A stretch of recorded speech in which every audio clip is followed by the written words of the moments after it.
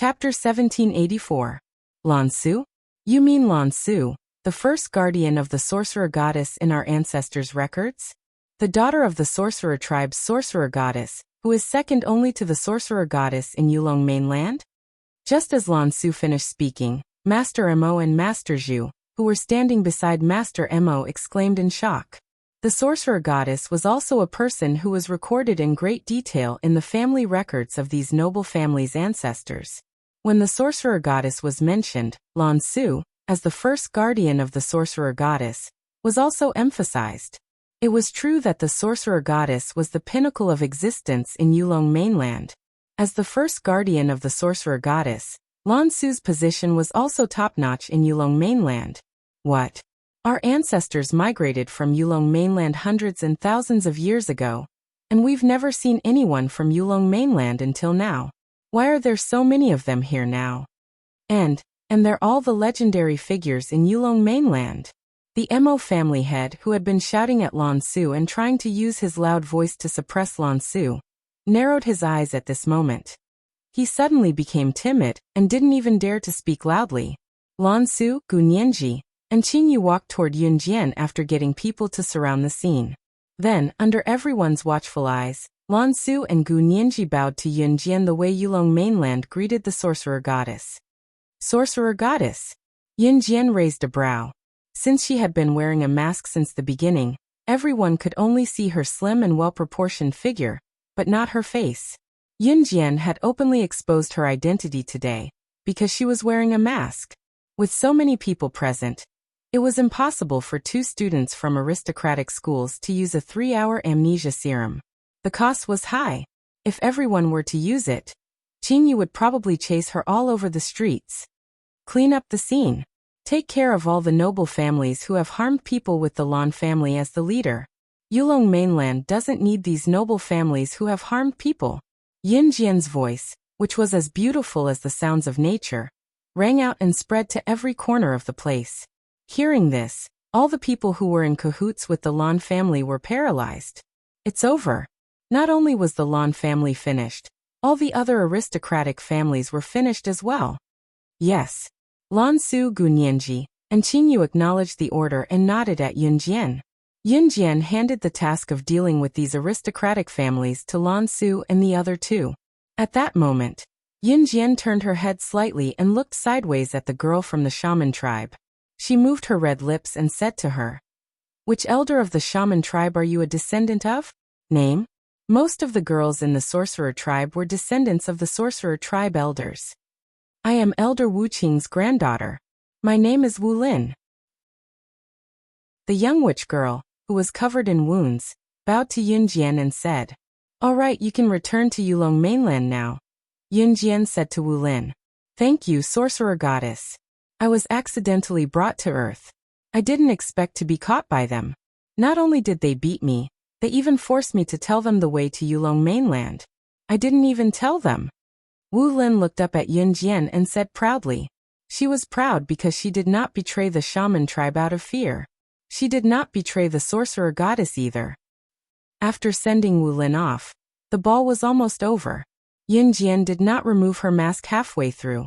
Other than Lin Qiui, Lung Yichen and a few others, no one knew Yunjian. At that moment, Yunjian stood in the aisle and looked into Shenwei's eyes. The person who harmed Shenwei's son, Shen Xiaocheng, was the Lan family's master. Shenwei asked Yunjian to protect his daughter, Shenbai, because he was afraid that the Lan family would turn against his daughter. Now that the Lan family was destroyed, Yunjian did not need to promise to protect Shenbai's daughter for another month. Shenwei looked into Yunjian's eyes. He thanked her first before speaking. Chapter 1785. Of course, recovering all his memories as a supreme magus was not something that could be done within a short period of time. Shenwei was just an ordinary person. It was already impressive that he could make such a potion. Yunjian was not afraid that Shenwei was lying to her. He knew Yunjian's identity long ago. Yunjian could tell a liar from their gaze. "I'll send someone to deliver the potion to you in 2 days. It'll take about a month or two because I still have to make the potion," Shenwei said. Yunjian nodded. As long as she could recover her memories, time was not a problem. After everything was settled, Yun Jian returned to Longmen City. Originally, he had expected to stay in southern city of the Jiang province for a month. Unexpectedly, he had only stayed in southern city of the Jiang province for 3 to 4 days. After the middle of October, the weather was turning colder. People who wore thin short-sleeved shirts and shorts in summer were slowly putting on their jackets and long pants. At night, the weather turned cold and gloomy. Tonight, in particular, the temperature had dropped to the point that it was no different from winter. Phew, it's so cold. Little Strawberry, don't go back. Why do you have to go back to school? Why don't you stay with us? Qingyu rubbed her hands by the heater and told Luoberry. Qingyu had an air conditioner at home, but it was broken in the past 2 days. The weather was neither too hot nor too cold, and the temperature was just right, so Qingyu was too lazy to fix it. She did not expect the temperature to drop to single digits today. The weather after the middle of October was getting colder. The temperature difference between summer and winter in Jia province, the southernmost part of the province, was already huge. With the temperature dropping so much today, Qingyu did not even bother to stretch her hand, let alone fix the air conditioner. Sister Jian, right? I told you to let little Strawberry stay with us for a few more days. Why do you have to go back to school so early? Can I bring you guys to play video games, race cars, and play mahjong? Is it fun? Seeing that Luoberry did not answer, Qingyu turned to ask Yun Jian, who was slouching on the sofa with her arms resting on the back and her eyes closed. Yun Jian replied softly without opening her eyes. After Leng Mei was taken away by Di Lin, Qingyu's house was finally quiet for a while. However, Lan Su came back not long after, and Qingyu's house was noisy again. However, Lan Su had been taken away by Adam ever since he returned from the southern part of the province. With that, Qingyu and Gu Niangu were left alone in Qingyu's house. Of course, the last sentence was just her imagination because Luoberry had not left yet. However, Luoberry was planning to go home today, so Qingyu and Gu Nianji would be alone in each other's arms for the rest of the day. I think I should go home, Luoberry said after a moment of silence. She hadn't seen Emo's son here for several days. Maybe he didn't want to see her? She was such an idiot. Last time, she was almost defiled by her cousin, and he happened to see it. Oh, little Strawberry, why are you so stubborn? You still want to go back to school to be abused? Don't go. Stay, sister will take care of you. Qingyu curled up into a ball from the cold, but she did not forget to ask Luoberry to stay. It was then that the door to Qingyu's house opened. It was Saturday today, so Yun Jian saw her own brother, Yunyi, walking in when she looked up. Yunyi saw Qingyu curled up into a ball by the stove when he walked in, but he was too lazy to help her. Instead, he went back to his bedroom to grab a blanket to cover her. Yunyi knew Qingyu's habits after dating her for so long. Sometimes, when Qingyu was really frozen into a ball, she was too lazy to walk back to her bedroom to grab a blanket to cover herself. Hence, Yunyi hurried to Qingyu's bedroom and covered her with her blanket, mumbling incessantly, "What are you talking about? Why didn't you walk back to your bedroom to get a blanket when you're so cold?" Chapter 1786. Qingyu and her brother, Yunyi, were living like an old married couple. Even the way they spoke was similar. Gu Nianji was already used to the way the two of them treated her. She hugged her knees and rolled her eyes. Show off to your heart's content. Luoberry, who was sitting next to them, could not help having some weird thoughts. If she and Emo-san could be as loving as Qingyu and Yunyi one day, no. What was she thinking? He was Emo-san, one of the 4 leaders of an Hun group. They were not on the same side. She was not worthy of him at all. She had to erase such thoughts. Moreover, Luoberry was planning to leave today. She was leaving Emo-san's world completely. She had never loved before. It was her first time falling in love with a boy. Luoberry thought that as long as she left Emo-san's world completely and could never see him again, she would not think about him anymore. Both Gu Nianji and Luo Mei had their own thoughts as they watched Qingyu and Yunyi being lovey-dovey. Yun Jian, on the other hand, was used to it. With a small smile, she picked up the TV remote control in front of her and turned it on. As soon as the TV was turned on, The volume was turned up. A loud voice came through as soon as the TV was turned on. "Grandpa, Grandpa! Grandpa! We must save Grandpa!" The voice of the super-large anime Calabash Brothers rang out. Yunjian coughed dryly when she heard that. It was obviously the video that Qingyu was playing. It popped out as soon as the TV was turned on. Yunjian changed the channel and watched the TV with her arms crossed in front of her chest. Luoberry was waiting for her family's car to pick her up. Yunjian did not ask her to stay. Qingyu was still puzzled. She did not know that Yunjian had sent a message to someone the moment Luoberry decided to leave and never come back. If Qingyu knew that Yunjian had done that, she would probably jump up and give Yunjian 2 thumbs up and exclaim, "You're the best." About 15 minutes later. Honk honk honk. Below Qingyu's suite, there was the sound of car horns honking. There were very few cars in this era. Hence, she knew that the Lobry family had sent someone to pick her up. "I have to go. Yunjian, come to our house next time. Qingyu, Gunyanji, brother Yunjian. All of you must come together." Luoberry was absent-minded, so she did not feel the cold of the night. She stood up and bowed to Yunjian and the others with a heavy heart, then walked out of the door. "Hey, wait. Let us send you off if you want to leave." Qingyu, who was too cold to move earlier, stood up to leave. "It's okay, it's a little cold outside. See you next time." Luoberry waved at them and ran out. When Luoberry was almost downstairs, Yunjian suddenly led the way to the corridor of the suite and looked down at Luoberry. Before they walked to the corridor, Yunjian said something sinister to Qingyu and the rest. "Come out and watch the show." As she spoke, she picked up an apple from the coffee table and munched on it while admiring what was happening downstairs. Qingyu, Gunyanji, and Yuni were confused, but they followed her out anyway. Just as Luoberry opened the car door downstairs and was about to enter, a long hand grabbed her. Luoberry was shocked. When she turned around and saw Emo's son who appeared out of nowhere, she almost fell to the ground. In the end, it was Emo's son who grabbed her waist and pulled her into his embrace. When Luoberry realized what was happening, she quickly squirmed out of his embrace. "You're leaving?" Emo's son asked softly. Luoberry lowered her head, not daring to look at him. She was afraid that she would be reluctant to leave if she looked at him. What confused Luoberry was that she did not even tell him that she was leaving. How did he know? "I'll leave first then. You're welcome to come to my house with Yunjian and the rest next time," Luoberry said to Emo's son as she waved goodbye to Yunjian and the rest. She tried her best to make it look like she was saying goodbye to a normal person. Luoberry was about to turn around and get into the car when Emo's son suddenly grabbed her and dragged her to Qingyu's house without any explanation. He even found a very lame excuse to stop her from leaving. Chapter 1787. Luoberry's heart skipped a beat, unable to react for a long time. Was the weather very cold these few days? The weather forecast said that tonight was the only night that was exceptionally cold. After today, it would be sunny for a long time. The weather forecast also said that the temperature difference in the past few days was rather large. Today was exceptionally cold, and the temperature would soar from tomorrow onwards.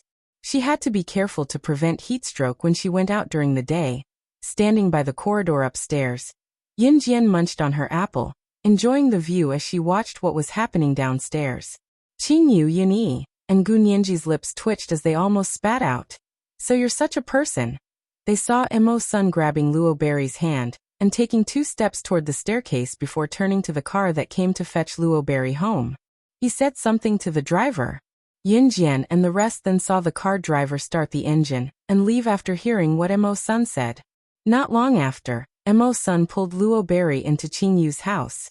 Yunjian and the rest had already returned to Qingyu's house.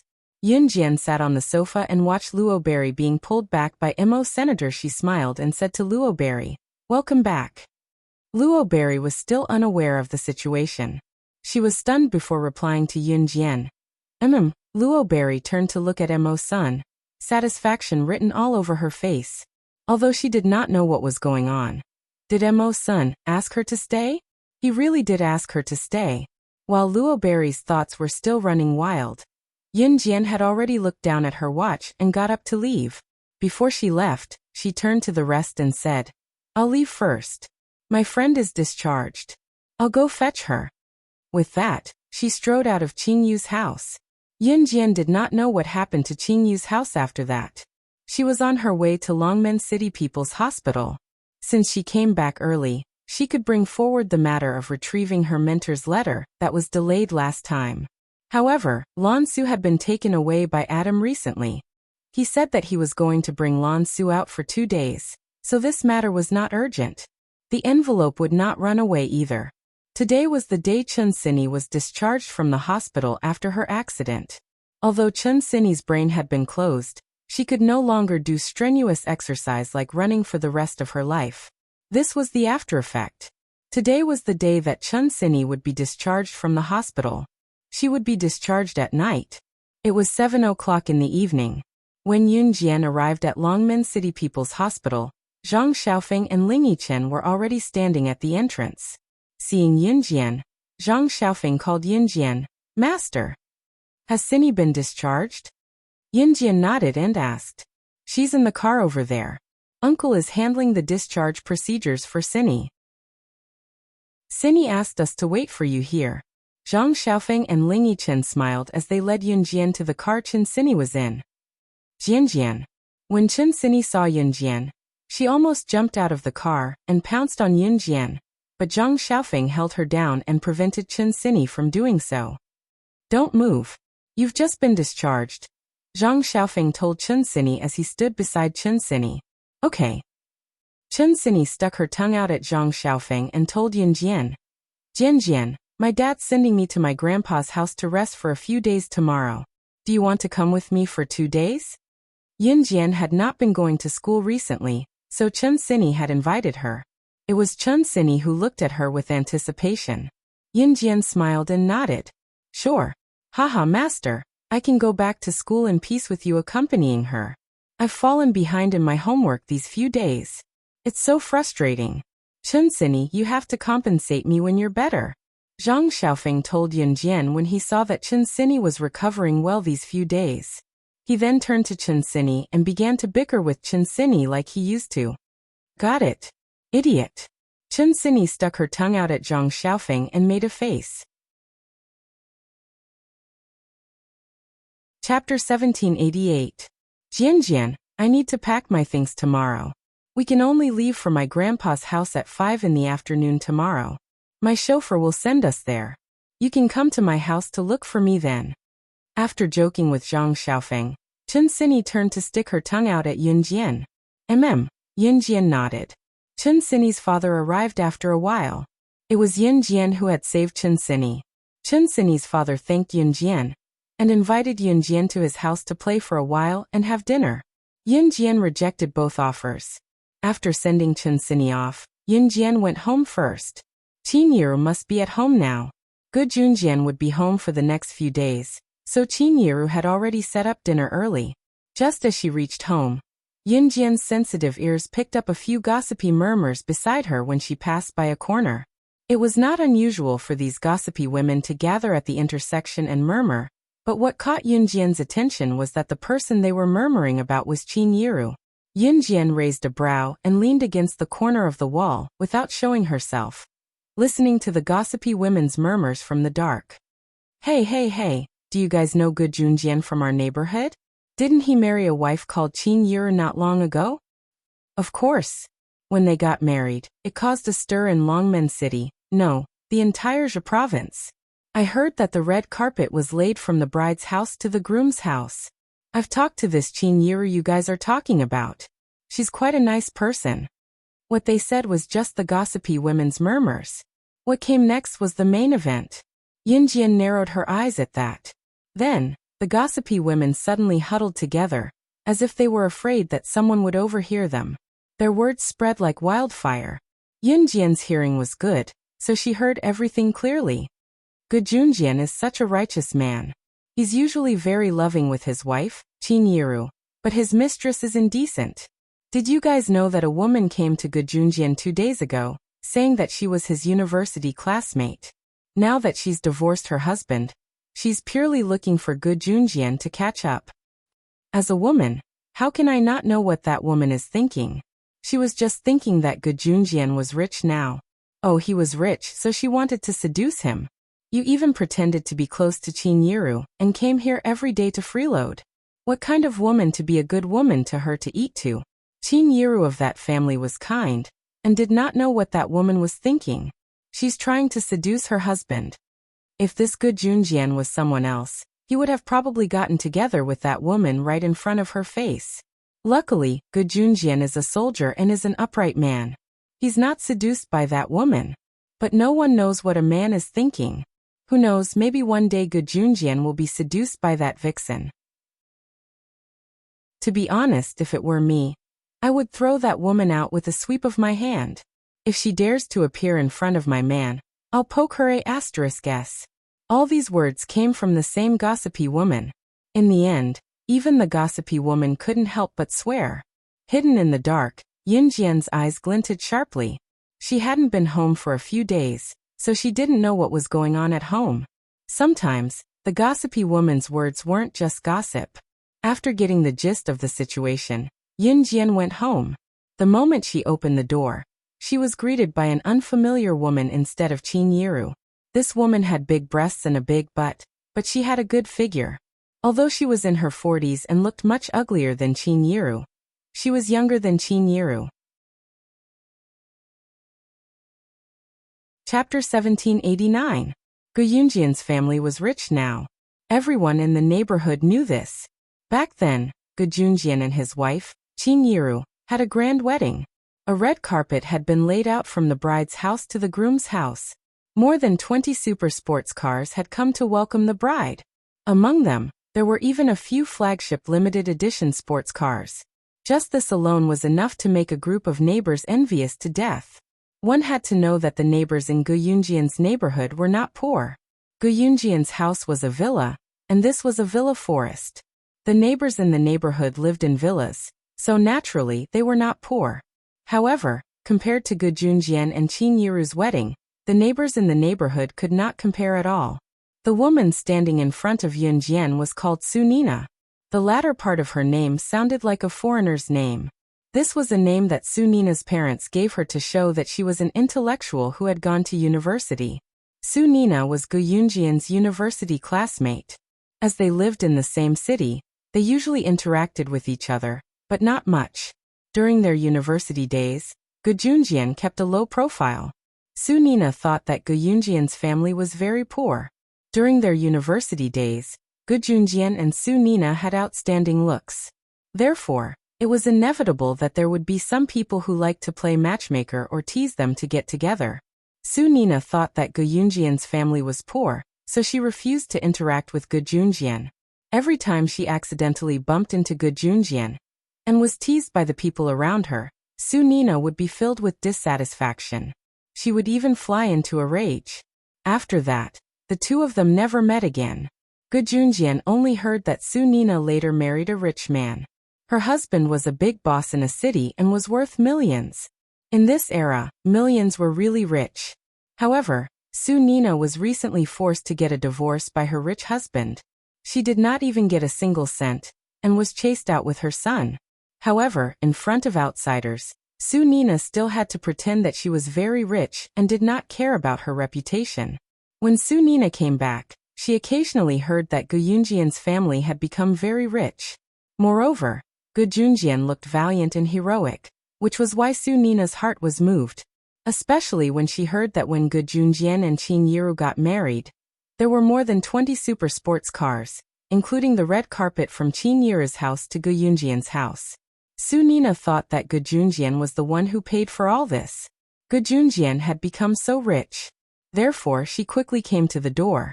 When she saw Yunjian, Su Nina, who had just recovered from her confidence that she was younger than Qin Yiru, was instantly dealt another blow. However, Su Nina did not dare to be rude to Yunjian, so she could only pull a long face and speak nicely to Yunjian. The moment Yunjian entered, she saw Su Nina's hypocritical face. Su Nina's face was covered with thick makeup, and she was no different from a nightclub princess.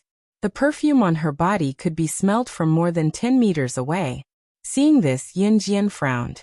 Seeing that Yunjian was ignoring her, Su Nina's face flashed with displeasure. However, she still spoke to Yunjian in a very intimate tone. "Little girl, you're so pretty. Tell me, what's your name? How old are you this year?"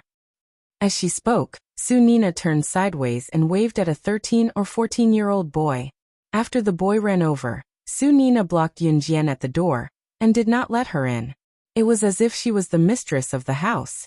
Pulling the boy, Su Nina even introduced him to Yunjian intimately. "This is my son Su Liao. Liao, quickly greet your big sister." As she spoke, she even asked her son to call Yunjian big sister. Su Nina was the kind of person who came uninvited and treated other people's houses as her own. She was the master of the house. Yunjian did not even look at Su Nina. She stretched out her leg and kicked Su Nina away, walking straight into the house. Su Nina was kicked and almost lost her balance. She pulled the boy to the side and fell. After Su Nina steadied herself, she was furious. She was just about to complain to Gu Junjian. However, Yunjian's voice was already heard. She was speaking to Gu Junjian and Qin Yiru. Chapter 1790. The reason Su Nina dared to come here so brazenly was because she was certain that Gu Junjian and Qin Yiru would not dare chase her away. After all, Gu Junjian and Qin Yiru were honest people. Usually, when someone came to their house, they would treat them with courtesy as long as they were thin-skinned. Even if the other party was overboard, they would usually tolerate them as long as they did not cross the line. Gu Junjian and Qin Yiru were more honest people, so even when Gu Junjian and Qin Yiru did not like Su Nina coming to their house, they were too embarrassed to chase her away. Therefore, when Su Nina came to their house for meals every day, Qin Yiru was too embarrassed to say anything. What Su Nina did not expect was that Yunjian would say something like that when she wanted to use the same method to make Yunjian feel embarrassed to chase her away. Dog sh*t. She actually described her as dog sh*t. Xiaojian, she's a guest. You can't say that. Qin Yiru had long disliked Su Nina, but she still had to say that in front of outsiders. As she spoke, Qin Yiru gave Yunjian a look that said, "You're awesome. My child is young and speaks like that. Don't take it to heart." Qin Yiru quickly told Su Nina after she spoke. Su Nina, who wanted to criticize Yunjian, was at a loss for words. Since Qin Yiru had already said that, if she, Su Nina, were to say something else, would it not make her seem like she was being petty with a child? Su Nina's expression was very ugly. "You're not allowed to talk bad about my mom. You're a bad person." Su Nina's son, Su Liao, suddenly bellowed at Yunjian. His words gave the surrounding people a fright. "Liao, don't spout nonsense. You have to treat your sister like your real sister. Don't spout nonsense like that next time." Su Nina covered Su Liao's mouth and told Su Liao solemnly. When the others heard her, they really thought that Su Nina was well-mannered. When they thought about it, asking Su Liao to treat Yunjian like his real sister. If they understood the meaning of her words deeper, it could be understood as Su Nina was going to take Qin Yiru's place sooner or later. Asking Su Liao to call Yunjian sister? Su Liao listened to Su Nina very much. When Su Nina said that, Su Liao immediately shut his mouth. "By the way, Liao, what did you learn in school today? Where did you learn the English taught by the teacher at the cram school?" Su Nina was angry at Yunjian, but she couldn't show it, so she wanted to use her son's extraordinary talent to provoke Yunjian. "Mom, the English taught by the teacher at the cram school is too slow. Even if a foreigner stands in front of me, I can still say a few words to him in daily language." Su Liao was still a junior high school student. He was not tall, but he still had a smug look on his face. He said proudly, "Wow, Liao is amazing." Su Nina clapped her hands as she said that. Then she looked at Yunjian, and looked at Yunjian with contempt. She pretended to be kind and said to Yunjian, "My Liao isn't good at anything except English. I heard that your English is getting harder and harder in high school now that you're in high school. My Liao has been learning English since he was young. If you don't understand, you can ask my Liao." Yunjian sneered with confidence. Unexpectedly, just as Su Nina finished speaking, Yunjian's phone rang. When she raised her hand and saw the words displayed on the phone, Yunjian raised her eyebrows. New Cruise was now expanding overseas. There was no room for further development in the country. Zhang Jifan didn't understand foreign languages, so whenever he talked to foreigners about cooperation, Yunjian would take the call when she was free. Yunjian pressed the speakerphone and picked up the call. A fluent English voice came from the other end of the phone. Miss Yunjian, how are you? I'm Apollo, the president of Alita Company. Chapter 1791. Yunjian hung up right after she said that. Although the conversation only lasted for a few seconds, this fluent English conversation was definitely not as simple as an everyday conversation. Su Nina and her son, Su Liao, were stunned by the scene. Su Nina, who had just boasted about her son, froze. What did she say just now? She said that she wanted Yunjian to learn English from her son, but what about Yunjian? She was able to talk to foreigners? Su Nina was thick-skinned. After a pause, she cast aside her awkward situation and turned to look at Qin Yiru. "Oh, sister-in-law, your daughter even knows foreigners?" The sarcastic tone made Qin Yiru frown. Xiao Jian knows some foreigners and keeps in touch with them. Qin Yiru smiled politely at Su Nina even though she did not like Su Nina. At that moment, a handsome figure came down from upstairs.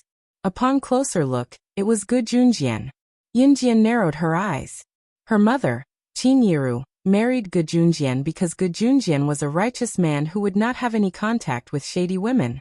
It was not the first time Su Nina came to visit them. Based on what the gossipy women said, it had been a while. If it was just once or twice, Su Nina was probably here to catch up. As the hosts, Gu Junjian and Qin Yiru should not chase her away. However, it was not the first time Su Nina came to visit. No matter how dumb Gu Junjian was, he should be able to tell what was going on. If he did not do anything, Yunjian wondered if Qin Yiru marrying Gu Junjian was the right choice. "Xiao Jian, you're back? Let's go to the hotel for a feast tonight. Dad's treating a few college classmates to a gathering. Let's go together after a change of clothes." Gu Junjian told Yunjian with a grin as he straightened his suit around himself. Gu Junjian was treating a few university classmates to a gathering today, which was why Su Nina had stayed until so late, and declared that she wanted to go with Gu Junjian and Qin Yiru. It was already past 7 in the evening. The reason Gu Junjian chose this time to treat his university classmates was that some of them had to work during the day and knocked off later at night. Looking at Gu Junjian, who had changed out of his military uniform, Yun saw Su Nina's eyes sparkling. Yunjian's gaze darkened as she went upstairs. If Gu Junjian did not handle this matter well, she would definitely leave with Qin Yiru. 3 minutes later, Yunjian had changed into a clean white long-sleeve shirt and a pair of blue skinny jeans. The loose shirt and skinny jeans accentuated her curves to the fullest. There was a sense of freshness about her. Yunjian was about to go downstairs when she heard Gu Junjian talking to Su Nina. Qin Yiru was listening by the side as well. However, she heard Gu Junjian say to Su Nina in a serious tone, "Su Nina, I Gu Junjian have always been upright. I've never betrayed anyone. I didn't say it 2 days ago because I wanted to save you some face. Today, I'll be frank with you in front of my wife. When we were in university, our classmates wanted to match us up, but I've never had any thoughts about you. Not in the past, not now, and not in the future. Please conduct yourself with dignity." Chapter 1792. Before Yunjian went downstairs, she heard Gu Junjian say those words to Su Nina in a very serious tone. Gu Junjian was a soldier. Of course, he wouldn't say something as rude as "get out of my house" to Su Nina. However, Gu Junjian wouldn't say anything to Su Nina just because he felt embarrassed and let Su Nina wander around in front of him. He couldn't do that. Qin Yiru was thin-skinned. She was born weak and knew her place. Gu Junjian naturally understood this. However, a man married a wife to pamper and protect her. Otherwise, what was the point of having a man like him? Since Su Nina was so shameless, then he, Gu Junjian, would be the bad guy. Yunjian, who was standing on the stairs, suddenly smiled. Indeed, it was the right decision to let Qin Yiru be with Gu Junjian. Qin Yiru, who was standing downstairs, was so touched that she couldn't say anything after hearing Gu Yunjian's words. On the other hand, Su Nina, who was standing opposite Qin Yiru and Gu Junjian, froze. She didn't expect that the person who exposed her was Gu Junjian. After her face froze for a while, Su Nina looked at Gu Junjian and continued to act pitiful. Brother Junjian, what are you talking about? How many years have we known each other? After I divorced my ex-husband, I thought that I had no one to rely on when I came back. So, I thought about how you treated people in school back then. Now that you're a soldier, I really have nowhere to go with my child. My family is chasing me away and can't wait for me to leave. I don't have a job either. I know that I'm a little thick-skinned, but if it weren't for Brother Junjian and sister-in-law, I would have starved to death on the streets with my Liolio because we didn't have enough money to eat. After Su Nina heard Gu Yunjian's words, she was angry with Qin Yiru. What was so good about this woman? She wasn't as young as herself. However, after hearing Gu Yunjian's words, Su Nina wanted to rely on Gu Junjian even more. Not only was Gu Junjian rich, he wasn't a womanizer. TSK, if her ex-husband had even half of Gu Yunjian's heart, he wouldn't have made her a nun. That bastard. Su Nina was implying that she and her son Su would die if Gu Junjian didn't let her and Qin Yiru. She and her son, Su, would die.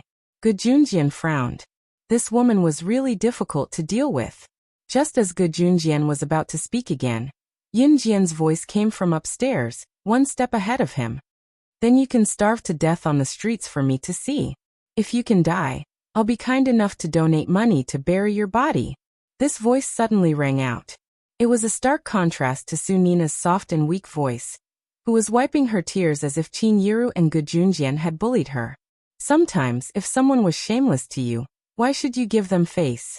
If they could be shameless to you, then you should let them know what the highest level of shamelessness is. Yunjian walked down the stairs with a cold expression.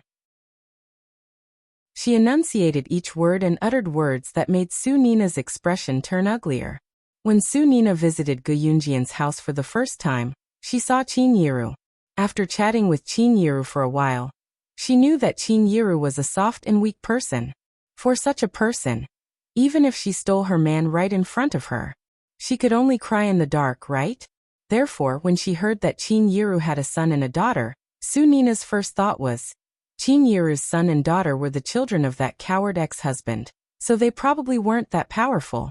Therefore, her daughter and son must be like Qin Yiru, soft and weak. However, at this moment, Su Nina was wrong. Yunjian was completely different from Qin Yiru. However, this wasn't the only thing Su Nina was wrong about. Little girl, how can you say that? If you say that, I want to kill myself. Su Nina wanted to pretend to be pitiful again. She even looked left and right for a place where she could commit suicide. Su Nina thought that Yunjian would rush up and tell her that she was wrong because she was afraid that she would commit suicide, or that Qin Yiru and Gu Junjian would stop her. However, Su Nina was wrong. Just as she was looking for a place to pretend that she was going to commit suicide, she saw Yunjian walk up to Su Nina. Yunjian flipped her hand and a butterfly knife appeared. She swung the butterfly knife twice and placed it directly on Su Nina's neck. Just as Su Nina was about to take a step back in shock, Yunjian's cold voice rang out. Chapter 1793. Never in Su Nina's wildest dreams would she have imagined that Yunjian carried a knife with her. Moreover, Yunjian was dressed neatly from head to toe. No different from an ordinary person. How did she hide the butterfly knife on her? Judging by Yunjian's swift hand speed just now, she was probably not an ordinary person. Since Su Nina was Gu Yunjian's university classmate, it was certain that Su Nina had studied in a military school in the past. Su Nina majored in military medicine.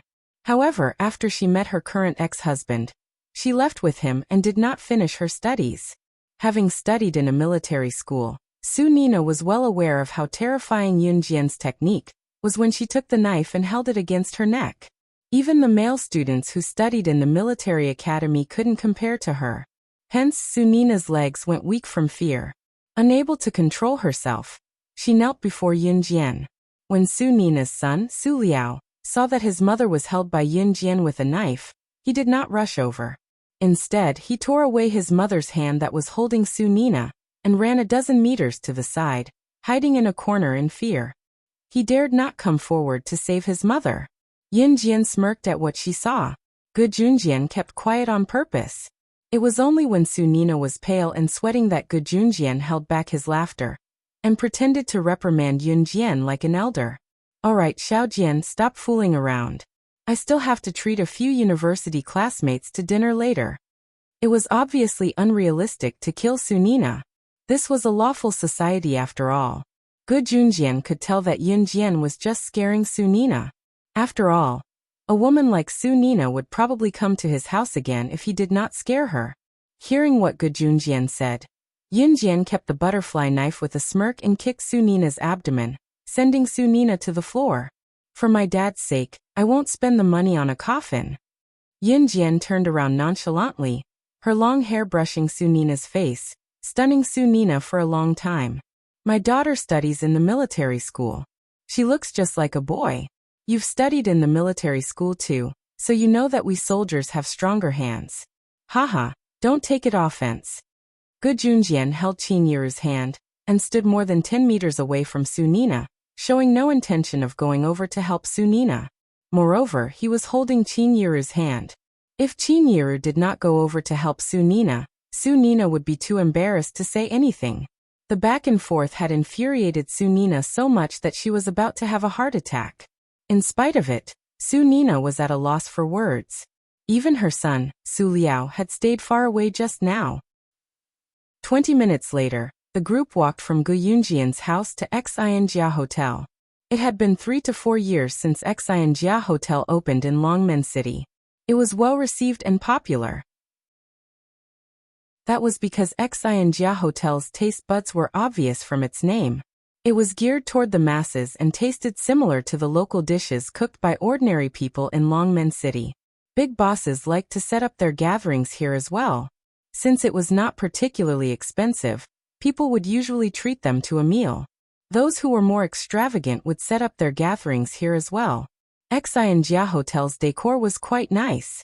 Just as Yun Jian and Gu Junjian entered, they saw a group of men and women who were about the same age as Gu Junjian standing nearby. These men and women who were about the same age as Gu Junjian must be Gu Junjian's university classmates. These middle-aged men and women who were about the same age as Gu Junjian were accompanied by young men and girls who were about the same age as Yun Jian. These people were obviously the children of Gu Junjian's university classmates. For a large gathering like this, many parents would bring their children along. It was especially so in 1999 when the people's standard of living was still not high. Usually, when there was a gathering and someone was treating, the whole family would be present.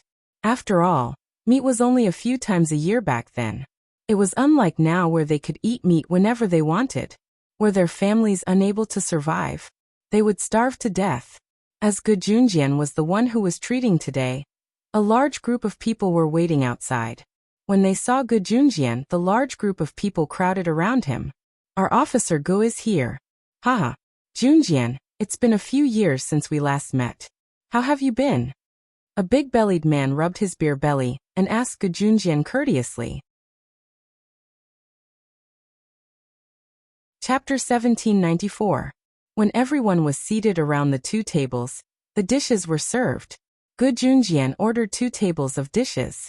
Since his university classmates had invited their entire families, 1 table was definitely not enough to seat all of them. Of course, in this era, when there was a gathering, the entire family would be brought over for a free meal.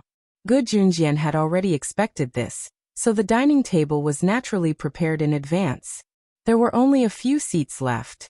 After everyone sat down, Gu Junjian looked around. Seeing that no one was present yet, he asked, "What's the matter? Where's old Zhang?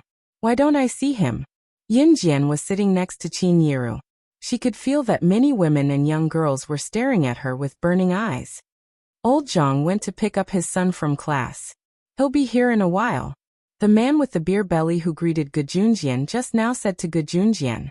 None of the middle-aged men, especially those who were big bosses, could escape the fate of having a beer belly. This was simply because their lives were too comfortable. Okay. Gu Junjian nodded. Usually in such a gathering, the men would sit at one table and the women would sit at another. Today was no exception. Yunjian was sitting with Qin Yiru. Su Nina was sitting opposite Yunjian and Qin Yiru. Your Officer Ji's wife? Just when the atmosphere was a little awkward, a woman looked at Qin Yiru and asked. Qin Yiru nodded very politely and answered. You and Officer Gu are both married twice, right? Officer Gu had many suitors in our university back then. You're lucky to be able to marry him twice. The woman looked at Qin Yiru and said with a smile. After saying this, the woman turned to look at Yunjian and changed the topic to Yunjian. Then this must be the daughter of you and your ex-husband, right? You're pretty, but you look a little weak and gentle. Officer Gu is a soldier. You and your mother look weak and gentle, haha. Officer Gu is protecting him. This woman spoke in a strange tone. It was unclear whether she was praising Yunjian and Qin Yiru or secretly mocking them. But everyone around could hear one thing. Gu Junjian was indeed powerful, but Yunjian and Qin Yiru were both skinny and weak. Hearing the woman's words, Su Nina's body trembled. She didn't know why she was trembling when she heard these words. The woman's name was Wang Defang. Wang Defang wasn't Gu Yunjian's university classmate. She was the wife of Gu Yunjian's university classmate. She had brought her daughter along for a free meal today. After Wang Defang finished speaking, she picked up a huge piece of pork trotter and placed it in her daughter's bowl. Then she instructed her daughter, who weighed at least 160 kilograms, don't worry about it. When one eat meat, eat more solid food. Your father is a soldier. You have to make your father proud. At least, she couldn't be like Yunjian, who looked weak and gentle. Gu Yunjian's university classmates were all military students. The women were military doctors. Wang Defang's husband was Gu Yunjian's university classmate. Naturally, he was also a soldier. However, Wang Defang's husband wasn't as powerful as Gu Junjian. His military rank wasn't as high as Gu Yunjian's either. Therefore, Wang Defang was envious. Mom, I defeated a boy at the martial arts school last time. Zhu Wen looked at her mother, Wang Defang, proudly. She bit the pork trotter and tore it apart. Wow, our Wenwen is so powerful. You will inherit your father's skills in the future. When Wang Defang heard this, she reached out and patted her daughter's 160 kilograms body. Then, she glanced at Yunjian and Qin Yiru proudly. I'm sorry we're late. At this moment, a man dressed in formal clothes walked in. There was another person standing next to him. It was obvious that he was the man's son. You're not late at all. Bring your son to a seat. We've already eaten for a while. Gu Junjian laughed and waved at the man.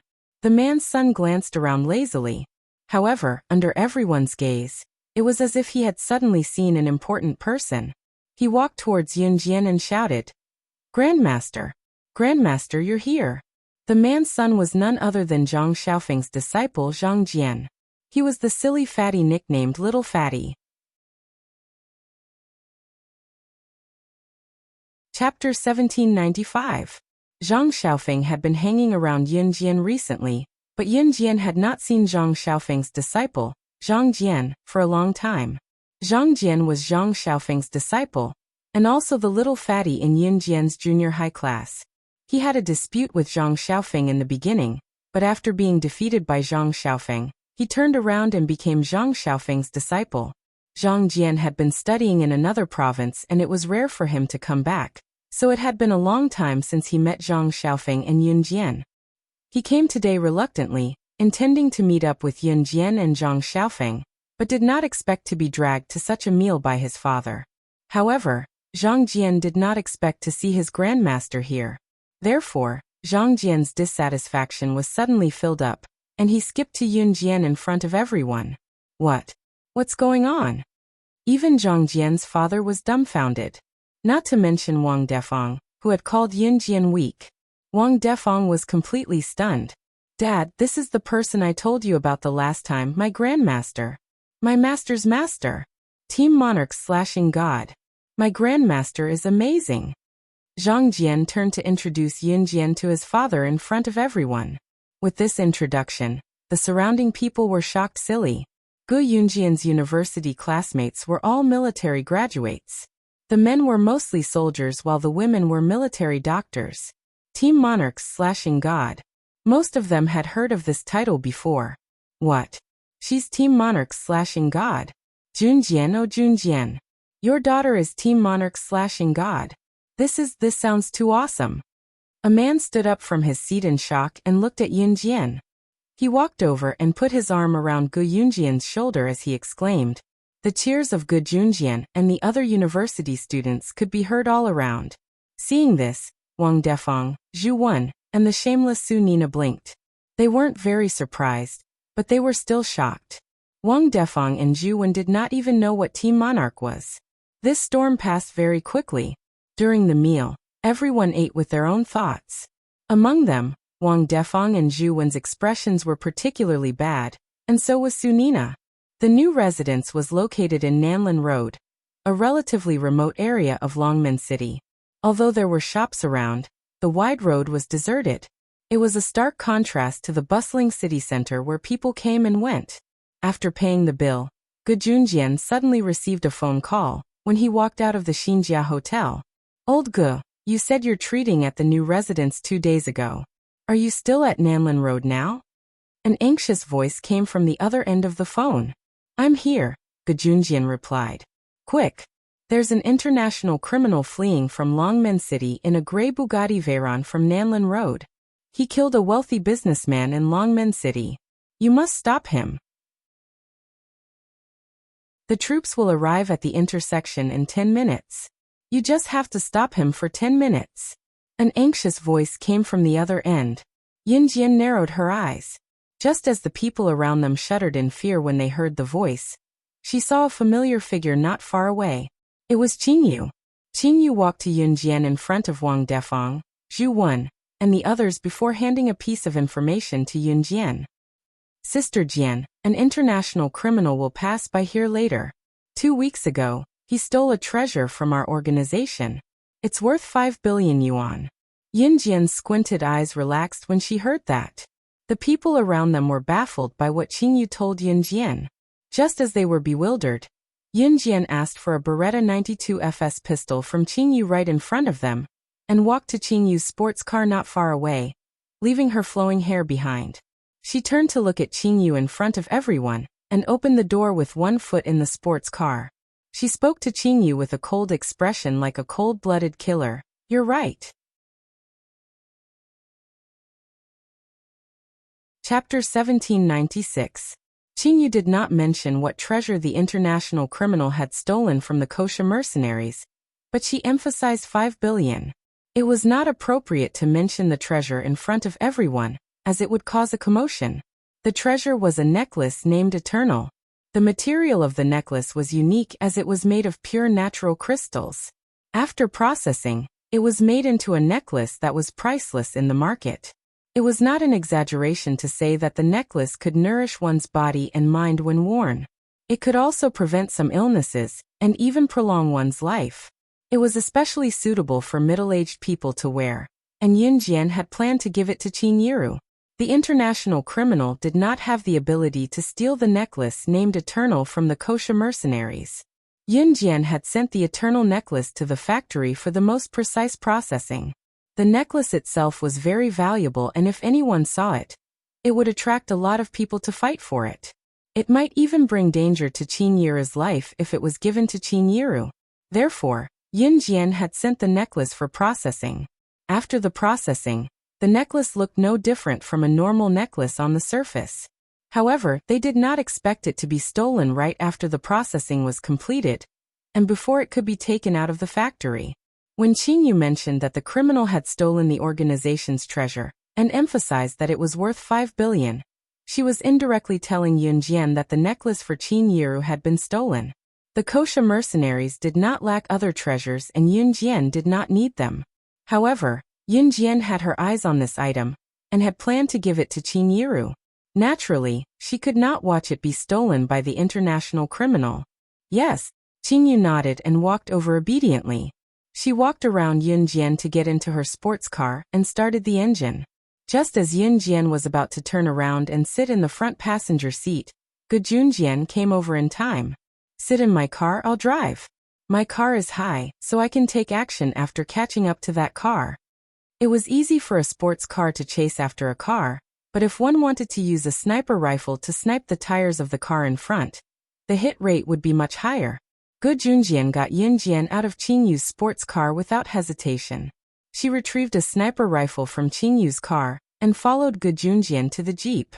Wang Defang and her daughter, Zhu Wen, as well as Su Nina, who had shamelessly stayed at Gu Yunjian's house to freeload meals for several days, all had a change in expression.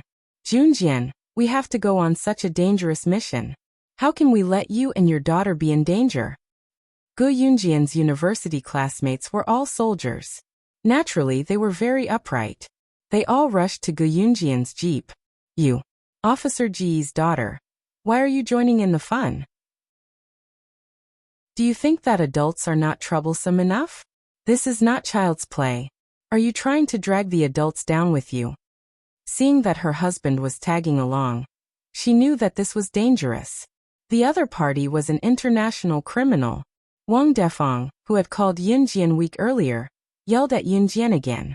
Initially, Wang Defang was too lazy to care about Yin Jian, but her husband was tagging along. What if something happened to her husband because of Yin Jian? Wang Defang dared not imagine it. Officer Ji's wife.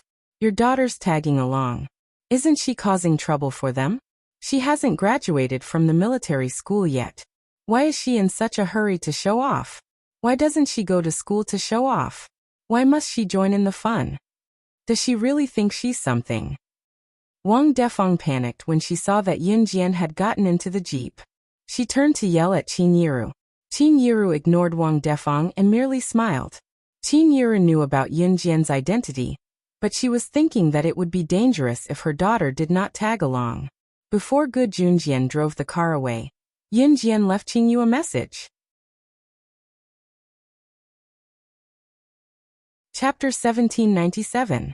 After Yin Jian asked Qin Yu to stay behind to protect Qin Yiru, the jeep sped away at lightning speed. Gu Yunjian's jeep had 3 rows of seats. The driver's seat and the passenger's seat could fit 2 people. The left and right seats in the second row could fit 2 people. And the last row could fit 3 people if they squeezed together. There was a total of 7 people. Yin Jian was sitting in the second seat by the window while Gu Junjian was driving. Other than Yin Jian, there were 5 of Gu Yunjian's university classmates who got into the car. When the jeep sped away, Wang Defang's cursing could still be heard in the wind. Yin Jian narrowed her eyes. She left Qin Yu where she was, so she was not afraid that Wang Defang would do anything to her mother. I've calculated. The gray Bugatti Veyron should be here soon. Junjian, turn the car to the main road. We'll be able to track it if we keep an eye out there. The middle-aged man who sat next to Gu Junjian was Yu Chaoning. Among the group, he was the one who was doing the best other than Gu Junjian. Yu Chaoning lowered his head to look at the watch on his wrist as he spoke seriously. There were a few intersections in Nanlin Road.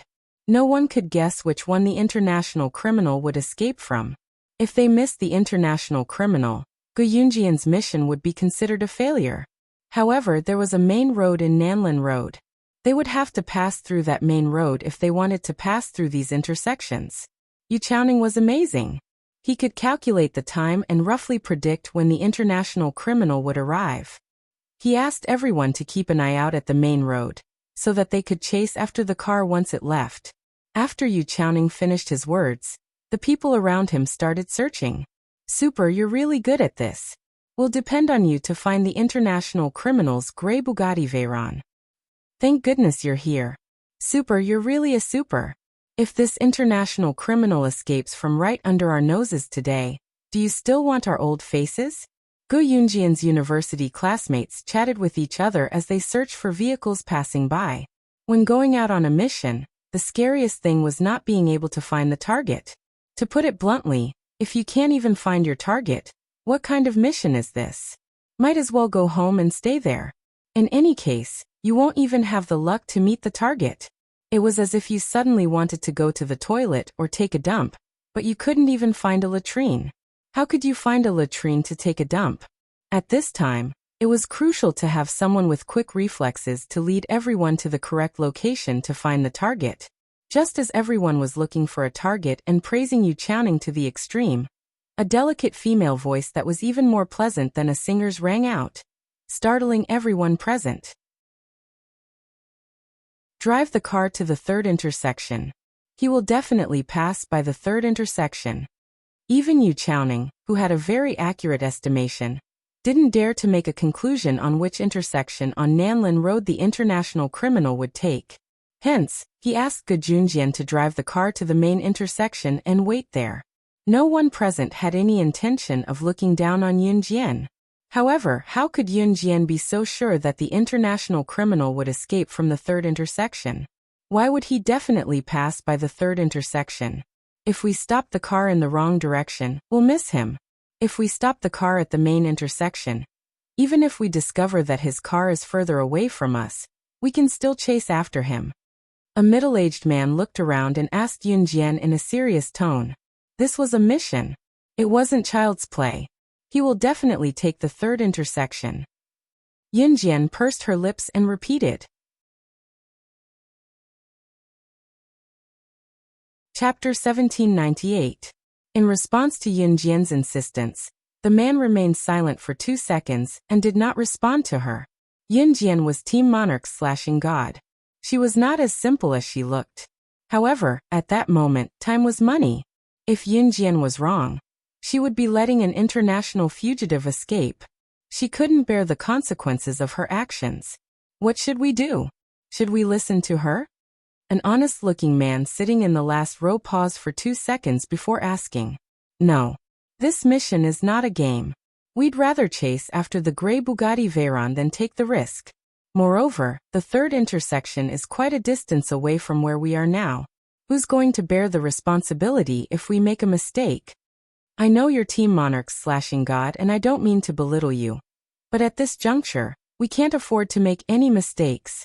The man who asked Yun Jian the reason earlier did not hear Yun Jian's explanation, so he insisted on his opinion calmly. That's right. Even if the car really passes by the third intersection, let's just wait at the main intersection for safety's sake. What if he doesn't pass by there? Yes, we agree with Yongheng. The rest of the middle-aged men, except for the honest man, unanimously agreed with this man's statement. The middle-aged man who refuted Yun Jian was called Kai Yongheng. Yun Jian narrowed her eyes and said nothing. Instead, she said to Ge Junjian, Dad, let's switch seats. I'll drive. Since they did not believe her, she would wait and see. Even if they were to chase after the Bugatti Veyron at the third intersection, it would not be a problem for her. You'll drive? Do you have a driver's license? The man named Kai Yongheng asked again. It was obvious that this man named Kai Yongheng was very old-fashioned. Just as Kai Yongheng finished his sentence, the honest man sitting in the third row suddenly pointed into the distance and exclaimed, That grey Bugatti Veyron. Grey Bugatti Veyron, that's the one. I can't be wrong. They saw a grey Bugatti Veyron speeding toward them from afar. It was heading toward the second intersection. It's heading towards the second intersection. Army construction, start the car. Kai Yongheng was excited. The second intersection wasn't particularly far from here, but it wasn't particularly close either. He could still force himself to keep up. They saw the grey Bugatti Veyron make a big turn at the intersection. Just when everyone thought it was going to the second intersection, it suddenly narrowed the curve and slipped into the third intersection. It really went to the third intersection? Did that mean that Yun Jian was right? Kai Yongheng's face stiffened, and he didn't react for a long time. The distance from here was not short at all. Moreover, it was very likely that they would lose the car. Kai Yongheng and everyone else regretted that they had stopped Yun Jian from speaking. At this moment, Yun Jian had quickly swapped seats with Ge Junjian. She sat in the driver's seat, started the engine, released the clutch, and stepped on the accelerator. The car rushed out in a single file and chased after the grey Bugatti Veyron. The few people sitting in the car leaned forward fiercely. They grabbed the armrest as fast as they could and stared at Yun Jian driving. It would take some time to drive from here to the third intersection. By that time, the grey Bugatti Veyron would have already bypassed the street at the third intersection and turned into another intersection. Although this wasn't the downtown area, a car driving on the road would disappear in a few seconds. You wouldn't even know where it had driven to. Yun Jian led everyone around a few intersections at the fastest speed. Every time they passed by an intersection, they would move as fast as lightning. Moreover, every time they were about to hit someone's house, they would move forward fiercely. Everyone in the car was so scared that their faces turned pale. That car has already disappeared. Can you really find it? Can you really find it? Just as Cai Yonghen finished speaking, Yun Jian had already led everyone to a deserted and flat road. They saw that gray Bugatti Veyron was speeding ahead of them more than 10 meters away. It has already left you behind. How can you still find it? Moreover, it wasn't the first time that she had calculated so accurately. Cai Yonghen's eyes widened in shock as he asked Yun Jian. Yun Jian's smirk was reflected in the rearview mirror as she suddenly stepped on the accelerator and uttered something that left everyone dumbfounded. I'm not going to let you go, but I'm going to let you go.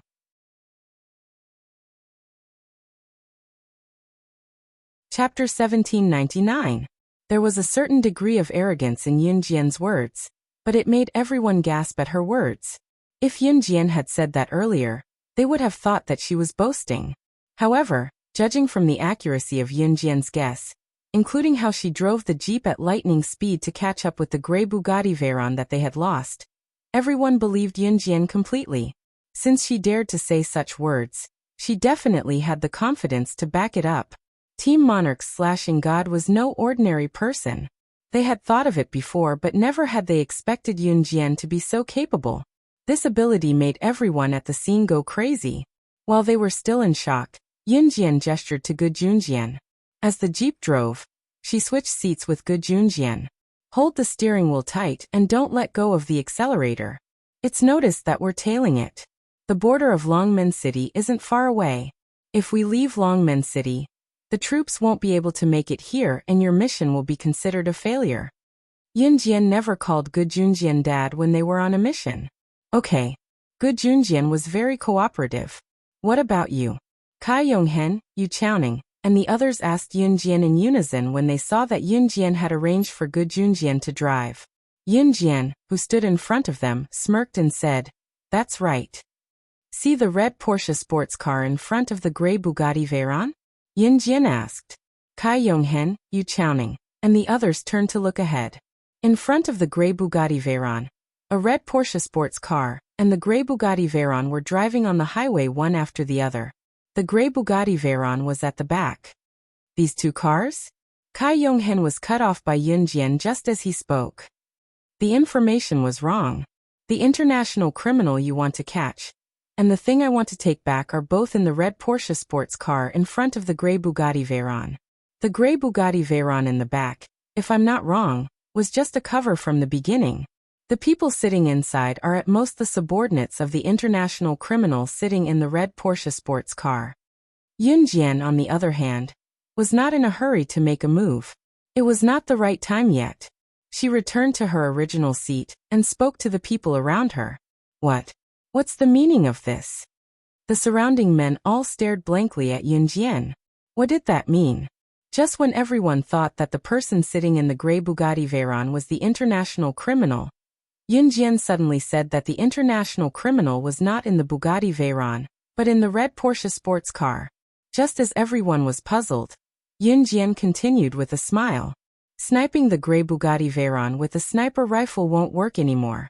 If we try to snipe it forcefully, the gray Bugatti Veyron will come crashing down on us, and the red Porsche sports car will be able to escape right under our noses. So we mustn't fire. Realization dawned on everyone when they heard what Yun Jian said. But it was followed by a moment of bewilderment. The international criminal was indeed an international criminal. If it were not for Yun Jian today, he would definitely be able to escape from Longmen City with his cunning. While the group was exclaiming, they did not forget to gasp. Yun Jian was really something. What should we do then? At this speed, it's impossible to overtake.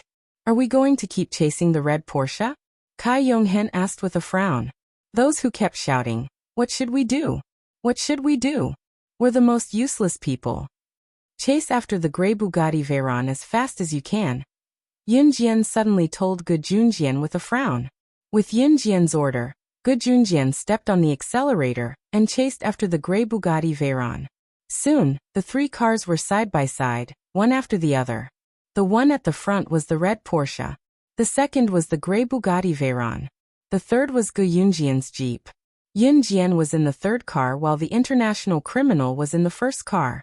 Yunjian suddenly pulled open the side door beside her, and a strong gust of wind blew into the car. Seeing Yunjian standing up, Cai Yonghen, Yu Chaoning, and everyone else stared at her with widened eyes in horror. Cai Yonghen in particular asked Yunjian fearfully in front of everyone. Chapter 1800. If you could be like me, risking your life for survival and victory in every mission, you wouldn't be the coward you are today, Yunjian suddenly said to Cai Yonghen as she stood up. The meaning behind her words was profound at first, but after listening closely, one could understand what Yunjian was trying to say. Sometimes, gambling with one's life might not necessarily result in one losing one's life. On the contrary, those who were so worried that they did not dare to step forward would die the earliest. Whether it was Yunjian who was slaying God in her past life or Yunjian after her rebirth, she had always found a way out for herself in a hopeless situation. This was because she had always believed in one thing. She might not be as good as many people, but when she was forced to a dead end and was forced to take another step back, there was a bottomless abyss below her. She would then cut off all thoughts of retreating. She would then unleash a strength that exceeded her own instincts, and become the best of the best. Yunjian's words gave Cai Yonghen and the group of men a lot of motivation. This was something that even a teenage girl like her could do, yet they were afraid of it again and again.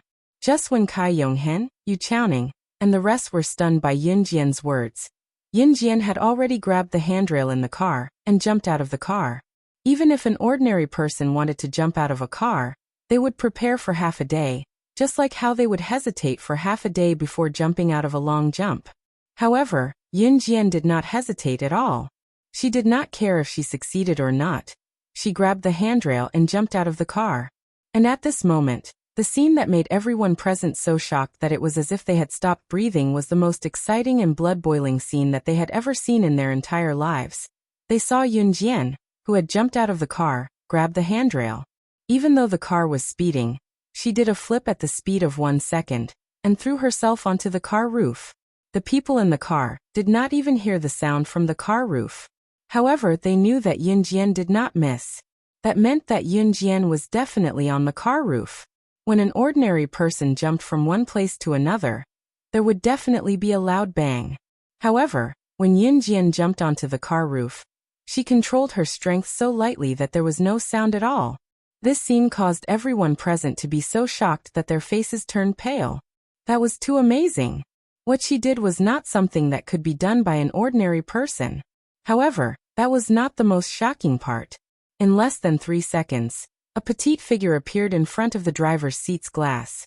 Yunjian took 2 consecutive leaps and arrived in front of the red Porsche in a flash.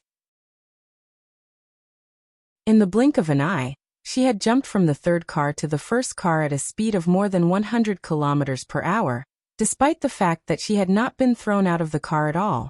That girl is too terrifying. I've never seen such a terrifying person. This frightening thinking ability and her nimble movements. Could she be some international big shot? One of the men exclaimed. As soon as the exclamation ended, the first red Porsche suddenly turned to the side and braked in front of everyone. Seeing this, Gu Junjian immediately turned around.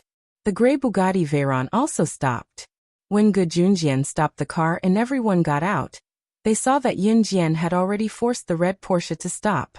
Then, she pulled out a figure from the driver's seat. The owner of the figure was a man in his 40s. The man was holding a box in his arms. It was Yunjian's necklace. Yunjian stepped on the head of the man who had fallen to the ground in front of everyone, and sneered at the man.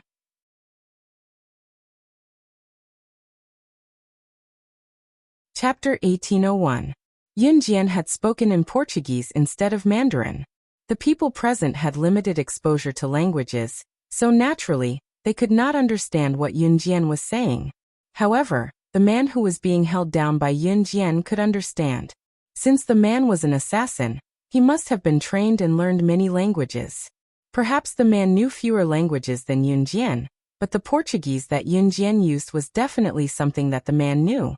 Since there were quite a number of people who spoke Portuguese around the world, there was a high proportion of them who received missions there. Naturally, it was one of the languages that they had to learn. As expected, the man's face darkened as soon as Yun Jian finished her sentence. From afar, Gu Junjian, Yu Chaoning, and Cai Yonghen could clearly see the man's complexion change at lightning speed. His face, which had a trace of blood, suddenly turned pale. If you dare reveal my identity in public, it won't be as simple as death. Just as Cai Yonghen, Yu Chaoning, and the rest were shocked by what Yun Jian had said, Yun Jian spoke again.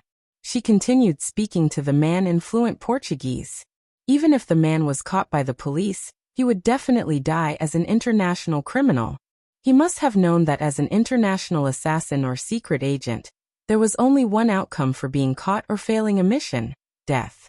Yun Jian was not stupid. Since she dared to reveal her identity to this international criminal, she knew that he would not reveal it. Yun Jian's words earlier were a warning to the man that if he dared to spout nonsense, it would not be as simple as death. She had 1,000 ways to make people experience that the most painful thing in the world was not death, but living a life worse than death. The feeling of being tortured to death was excruciating pain that came from the depths of one's soul. Slaying God was known for her ruthlessness in the underworld. Not only was she powerful, but more importantly, she was cruel and ruthless. The way she dealt with people who were in the same profession was terrifying. Brainwashed killers referred to killers who had been brainwashed. Such people did not have their own emotions and thoughts. They only knew how to do things according to their masters. Even if they were caught, no one could get anything out of them because they only listened to their masters.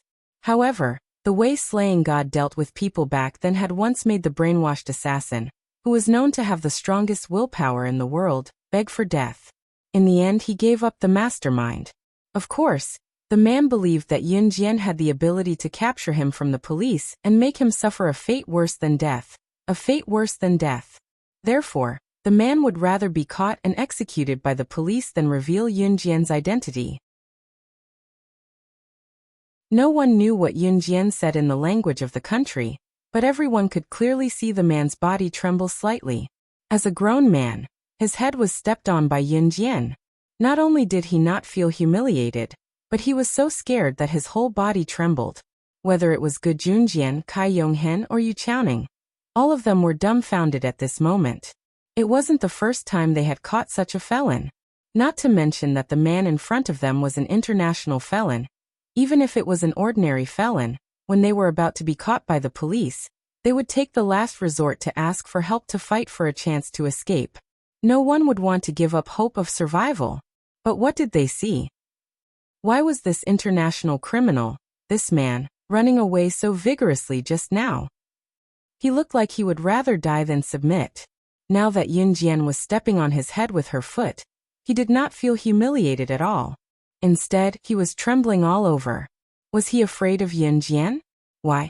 Was it because of what Yun Jian said in the language of the country? Cai Yonghen could not hold back his words. He walked up to Yun Jian in front of everyone and looked at her.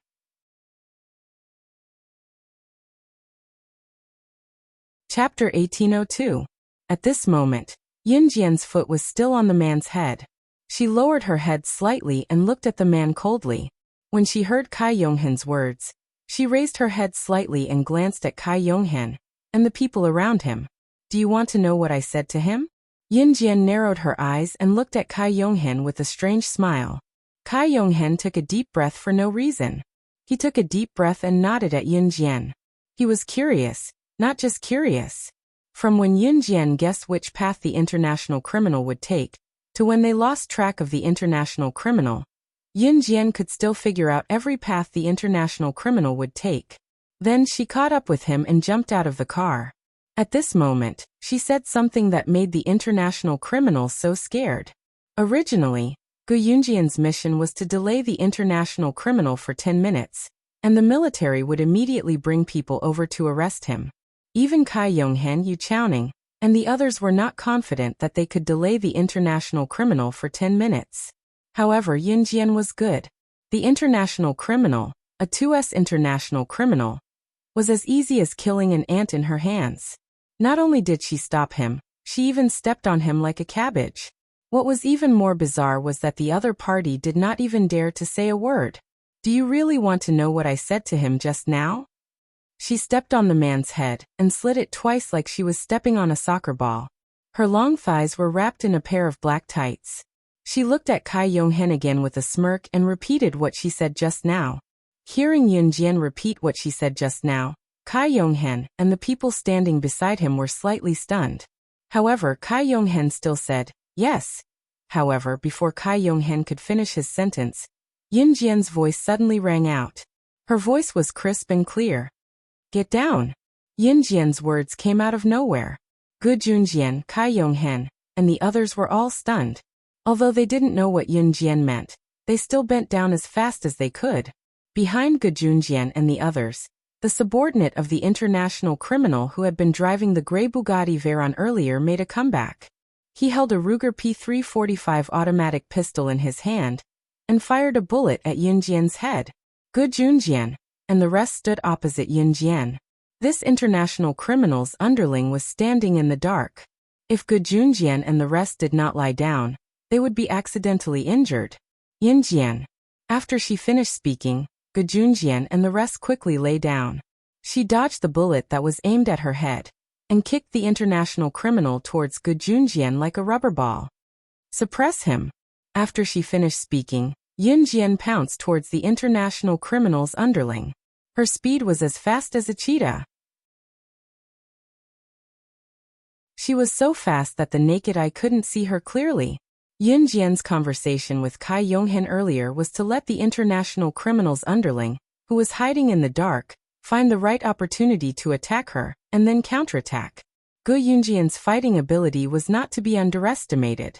After the international criminal was kicked by Yunjian, his entire body went limp.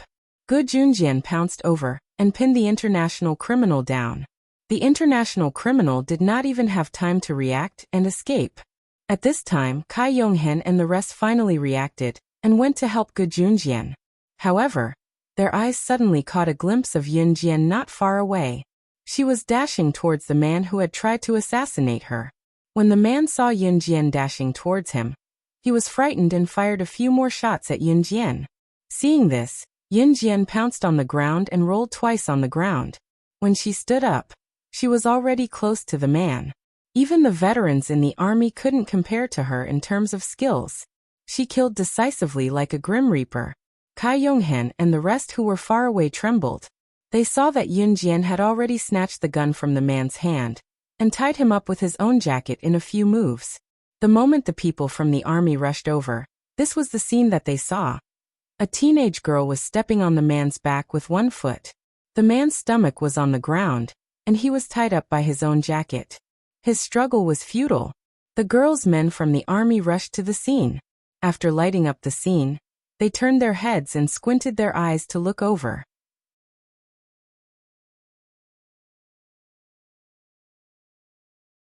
Chapter 1803. Initially, the people in the military only wanted Gu Junjian to help them stall for time, so that the military would not be able to arrest this international criminal. Because the person they wanted to arrest was an international criminal, they sent their best troops this time. But when the group of people arrived at the scene, they saw Gu Junjian and his men squatting on the ground and suppressing the international criminal. Yunjian was stepping on the international criminal's subordinate's back, not at all afraid that the international criminal's subordinate would be able to escape from her. This scene made the troops who arrived tremble. What the F***ck was going on? They rushed here to prepare for a big fight. Even if they were to accidentally sacrifice themselves in the battle with the international criminal, it was possible. But now, before they could even make a move, the international criminal was already subdued by Gu Junjian. And this little girl? Although they were surprised, the group of people who rushed over still heaved a sigh of relief. Fighting with an international criminal who had a gun in his hands. There would definitely be casualties. These people in the army all had relatives. If one person died, it would mean that they would harm an entire family. But for the sake of the people, They had to fight. If they didn't get rid of these people in this era, how could there be peace in the modern era?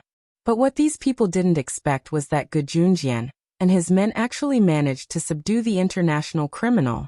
They only had a few people. They actually managed to subdue the international criminal. This was a great achievement. The leader of the men in the army walked towards Gu Junjian. This man obviously knew Gu Junjian. When he spoke, Yin Jian could tell that this man was the one who called Gu Junjian just now. The man was stunned. Then he looked at Gu Junjian and said, Gu Junjian, Gu Junjian. Old Gu, good job. You actually brought people to arrest him. Ahem. The ones who arrested him weren't us. It was her. At this moment, Gu Yunjian's university classmate, the man named Yu Chaoning, looked at Yun Jian and said, What? The ones who arrested him weren't you guys, but this little girl. The man and the people standing behind him were all stunned. You can take him away. Dad, Mom has been waiting for a long time. Let's go back. Just as the man and the people standing behind him were all stunned, Yin Jian spoke to Gu Junjian. Obviously, she didn't want to make a big deal out of this. Old Wang, my daughter doesn't want to be in the limelight. You know that. We'll leave first. After Gu Junjian handed the international criminal over to the man, he said to the man. The man called Old Wang was stunned. He opened his mouth and finally nodded. After Yun Jian retrieved the necklace she had given Qin Yiru from the man, she turned to get into the jeep with Gu Junjian and the others. The necklace was in a box, so no one could see what it was. The jeep left the army. At the entrance of the Xinjia Hotel, Qin Yiru, Wang Defang and the women and children had been standing there for a long time. During this time, Wang Defang kept talking about Yun Jian. Seeing that the men hadn't come back yet, Wang Defang was so worried about her man that she almost cried. At this moment, she still kept talking to Qin Yiru coldly. Why did you let that little girl go with you? Are you trying to make trouble? If my man can't come back because of that little girl, I'll kill you. Wang Defang spoke eloquently, and the words that came out of her mouth were very unpleasant. Just as Wang Defang was talking nonstop, Gu Yunjian's jeep drove back. Seeing that the men had returned safely, everyone present heaved a sigh of relief. When Yun Jian and the others got out of the jeep, Wang Defang, who was relieved, walked over and grabbed her man's hand. She started talking again. Dear, are you okay? That little girl didn't make trouble for you, right? She's so troublesome. She doesn't have the self-awareness of a child. She only made trouble for the adults. This kind of person is the most disgusting. Wang Defang used her loudspeaker to talk to Yun Jian and Qin Yiru. Su Nina, who was standing next to her, also raised her head. She was very interested in listening to Wang Defang scolding Yun Jian and Qin Yiru. However, just as Wang Defang was scolding Yun Jian and Qin Yiru, Wang Defang's man suddenly shouted back at Wang Defang. If it wasn't for Jun Jian's daughter, we wouldn't have been able to catch up with that international criminal. Not to mention whether or not they could catch him. If the higher-ups give us a reward this time, all the rewards should go to Jun Jian's daughter.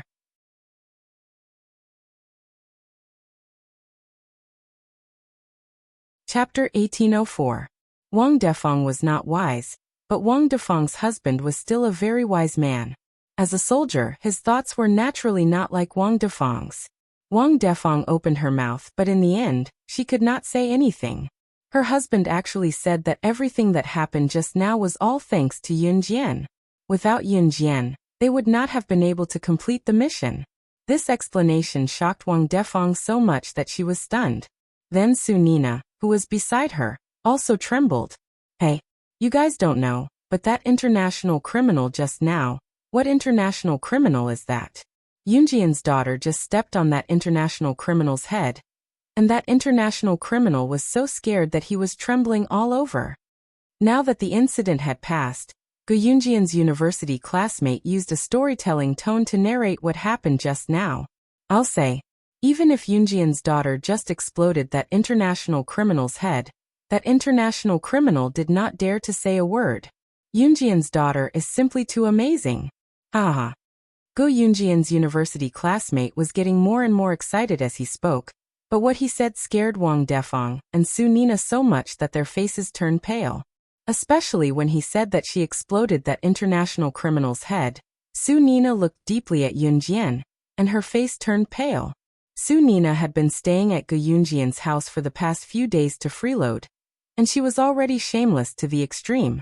Later, when Gu Yunjian told her about it, Su Nina's reaction told everyone that no matter what he said, she was still going to freeload at his house.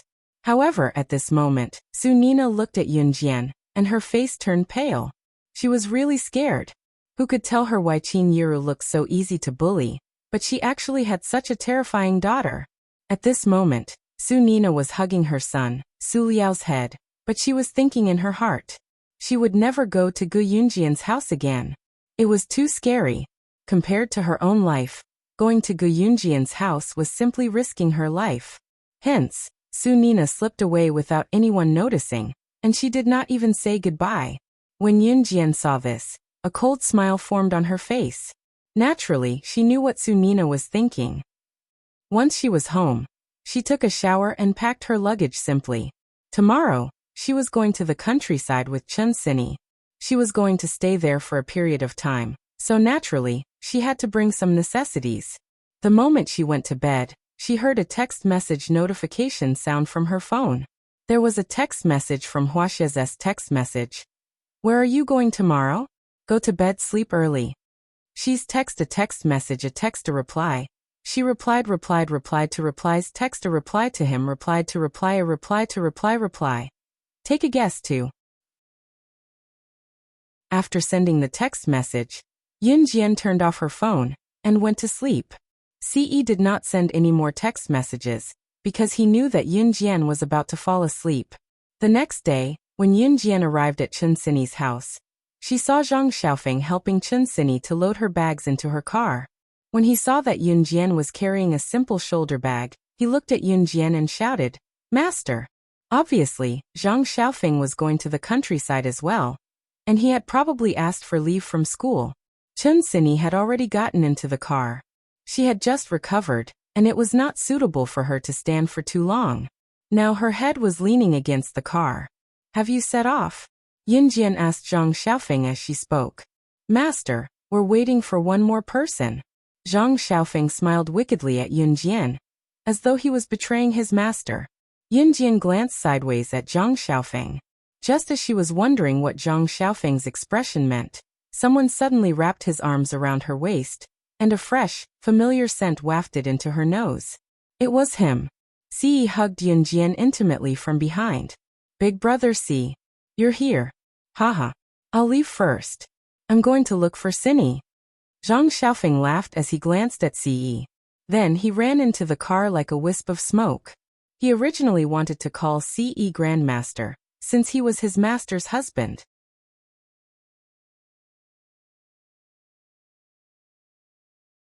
Chapter 1805. Yun Jian was still puzzled yesterday about why Ce had sent her a message asking her where she was going, but she did not think much about it. Today Ce had appeared. She pressed her lips together as Ce hugged her from the back. Yun Jian looked up at his handsome face and asked, "Didn't you go back to the organization?" "I'm done with the organization. I'll be by your side for the time being." Ce looked at Yun Jian lovingly, only reflecting her in his deep and beautiful eyes. It was Zhang Xiaofeng who told Ce that Yun Jian was going to the countryside to accompany Chen Sini to recuperate. Ce rarely appeared in the past few days after he received the news. He would either show up for a while or leave after a while, staying in the organization to finish all his work and plan to go to the countryside with Yun Jian, leaving all the worldly affairs behind. No one could disturb him and Xiao Jian in the tranquil environment of the countryside. Ce had even sent Adam and Emo's son away this time. Before he came to look for Yun Jian, Ce had told Adam and Emo's son to go wherever they liked. Just as Ce's plan was going well, Yun Jian suddenly suggested, "Xiao Zhu and the other two haven't come out to play for a long time. Why don't we apply for leave for them and take them out for a walk?" Before Yun Jian could finish, Ce's thin lips moved to reject her directly. "No." Yun Jian was speechless. Yun Jian blinked. If they were not at the entrance of Chen Sini's house right now, Si would have cupped Yunjian's head and pressed his lips against hers directly when he saw how adorable Yunjian was. Jianjian, we're leaving. My grandpa's house is a little far from Longmen City. We have to depart earlier. At this moment, Chen Xinyi's voice sounded. She couldn't move her head, so she could only shout from the car. 2 hours later, Chen Xinyi's private car went around many mountains and finally arrived at a place called Jinda Village. Jinda Village was a village near the mountains. From here, it would take half an hour to reach the nearest town. Moreover, Jinda Village was not rich. Every family's house was only 1 story high. When Yunjian was reborn, she came to Xinjiang Town. Xinjiang Town was a town while this was just a village. Yunjian used to roam the peak of the world, and the simplest place she had been to after her rebirth was probably Xinjiang Town. However, a town was still a town. It was definitely much better than the countryside.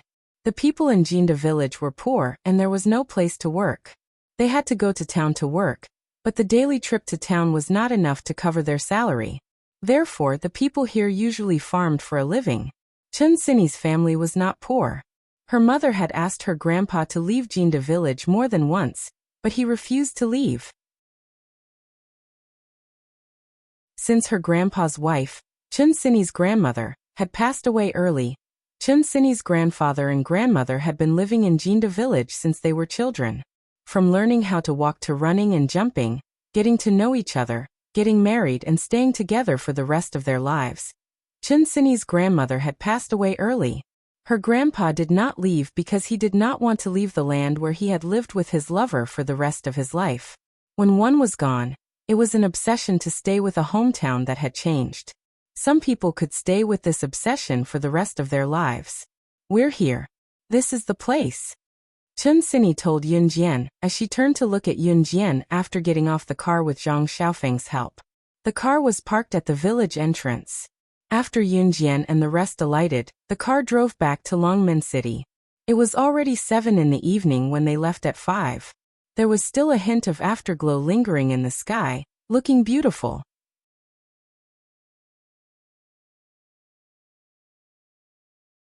Chapter 1806.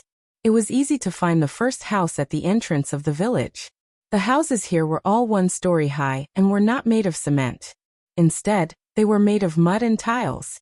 These mud and tile houses were still left in many villages in the modern era, and were not demolished. Many villages in the modern era had been replaced with mud and tile houses. However, in 1999, most of the houses in the villages were still mud and tile houses. These houses did not look sturdy and were very simple. It was obvious that these were the houses of the poor. However, in this era, all the houses in the villages were like this. Those who could build cement houses were the richest in the village. The roads in the countryside were not like those in the town or the city. The roads here were all bumpy and filled with cement. It was unrealistic for some people who were used to living in the big cities to move here permanently. However, it was very romantic for rich people to stay here for a short period of time. Fly, fly, fly, fly. The butterfly is flying. Yunjian saw a few children playing at the entrance of the first house at the entrance of the village. Dong Dong, is Grandpa home? Chen Xinyi looked at one of the children and called out to him. The boy was called He Dong Dong. He was Chen Xinyi's cousin. He was 6 years old this year, and was very smart. Sister Xinyi. He Dong Dong saw Chen Xinyi and stopped playing with his friends. He turned around and ran into the house. Grandpa, Grandpa. Sister Xinyi and brother Xiaofeng brought a pretty sister and a handsome brother back. He Dong Dong shouted as he ran into the house. After a while, an old man with a walking stick came out. This old man was Chen Xinyi's grandfather, He Qing. He Qing used to be a teacher and was a role model. He was very strict with his children since they were young. Therefore, Chen Xinyi's mother, He Xia, had the temperament of a lady from a wealthy family. He Qing was now relying on his pension to get by. Xinyi and Xiaofeng are back? Do you have guests? Quick, come in. He Qing invited Yunjian and Ce into the house in a friendly manner. Although the house was simple and crude, He Qing still made a cup of tea for Yunjian and Ce. Yunjian and Ce didn't dislike it at all. Our pretty big sister and handsome big brother boyfriend and girlfriend? At this moment He Dong Dong, who had been playing outside, surrounded Yunjian and Ce with a group of friends and asked curiously. Yunjian and Ce had outstanding looks. They had never seen such a beautiful young lady and handsome young man before, so they all rushed into the house. A few children even ran to the village to gather all the other children to watch Yunjian and Ce. Surrounded by so many small heads, Yunjian felt a little embarrassed. Yes. However, Ce, who was sitting next to Yunjian, didn't look embarrassed at all in front of so many children. He even hugged Yunjian's waist and hooked his arm around her waist. The handsome Junyan made all the children stare at him in a daze. How could there be such a good-looking big brother in this world? I heard from my big brother that boyfriend and girlfriend means husband and wife. Husband and wife have to kiss and hug each other at night. Shameful. A little girl hugged the little boy next to her, and even pouted to show everyone that she wanted to kiss him. Does that mean hugging each other and bumping into each other like my parents? Last time, I secretly saw my dad hugging my mom without wearing any clothes. They were sticking to each other and bumping into each other. A smart kid added. As he spoke, he turned to look at Yunjian and Ce and asked innocently, "What's wrong?"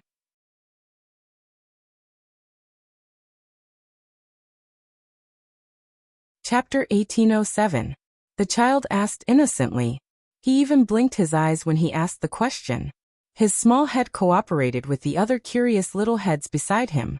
He didn't even realize that he had just asked such a shocking question. Yunjian, Ce, Chun Sini, and Zhang Xiaofeng were sitting at an old-fashioned square table in the main room of Chun Sini's grandfather, He Qing's house. At this moment, Yunjian and Ce were sitting close to each other. Ce was holding Yunjian's slender waist with one hand intimately. Chun Sini and Zhang Xiaofeng were sitting at the square table, each occupying a seat. After hearing the innocent child's words, Zhang Xiaofeng spat out a mouthful of tea water mixed with his own unique scent. The moment he spat out the tea water, Zhang Xiaofeng turned his head fiercely to prevent himself from spitting the tea water on anyone present. Cough, cough, cough. Cough. Zhang Xiaofeng was viciously robbed of his breath. He really didn't expect these mischievous children to say such things.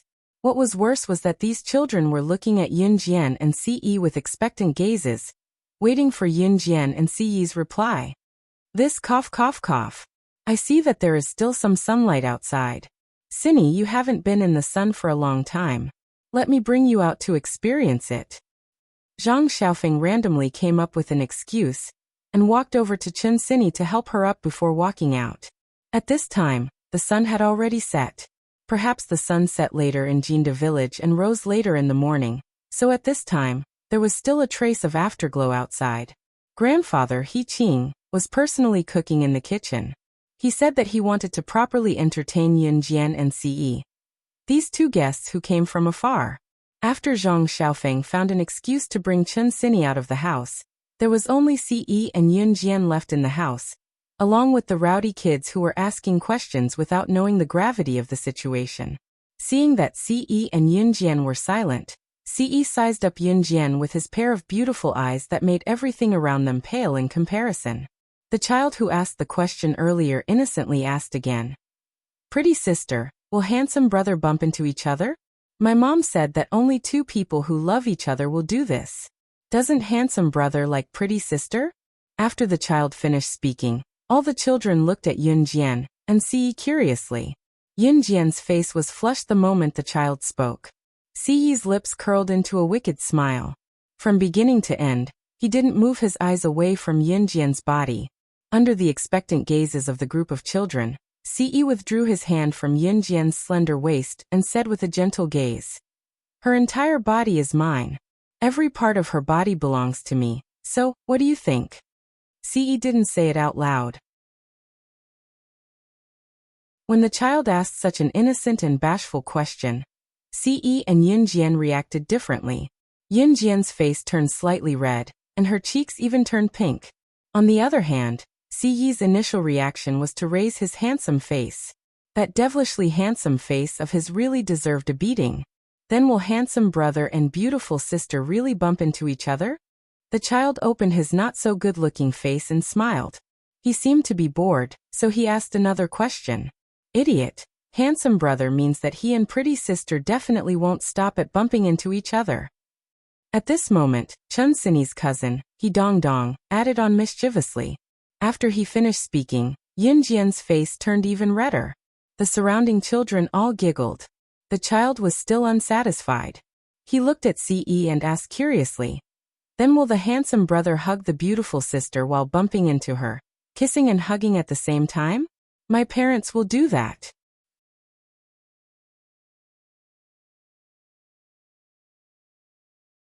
Chapter 1808.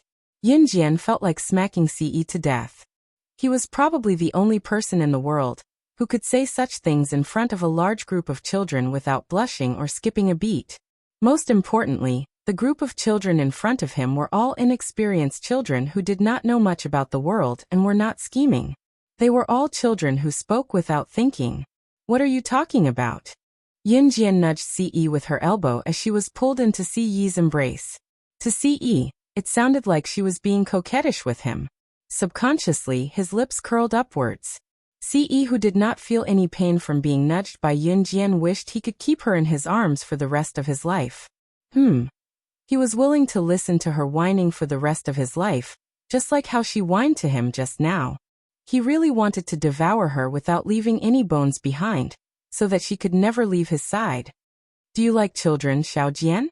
Ce's lips pressed against Yun Jian's ear, his mellow and alluring voice lingering around Yun Jian's ears. Yun Jian heard it clearly. Yun Jian did not think much of Ce's sudden question. Children?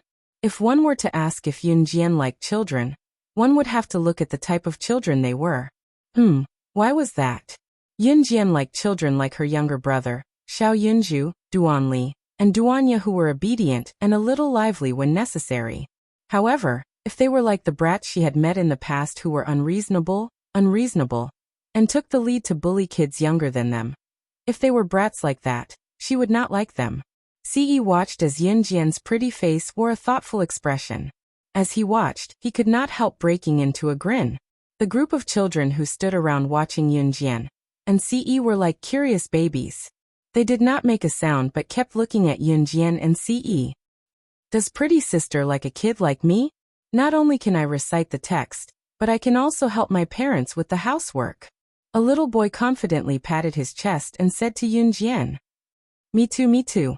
I'm so cute. Pretty sister must like me, right?" A little girl with 2 ponytails shook her head. Her ponytails swayed left and right as she stood in front of Yun Jian. She looked at Yun Jian expectantly and asked.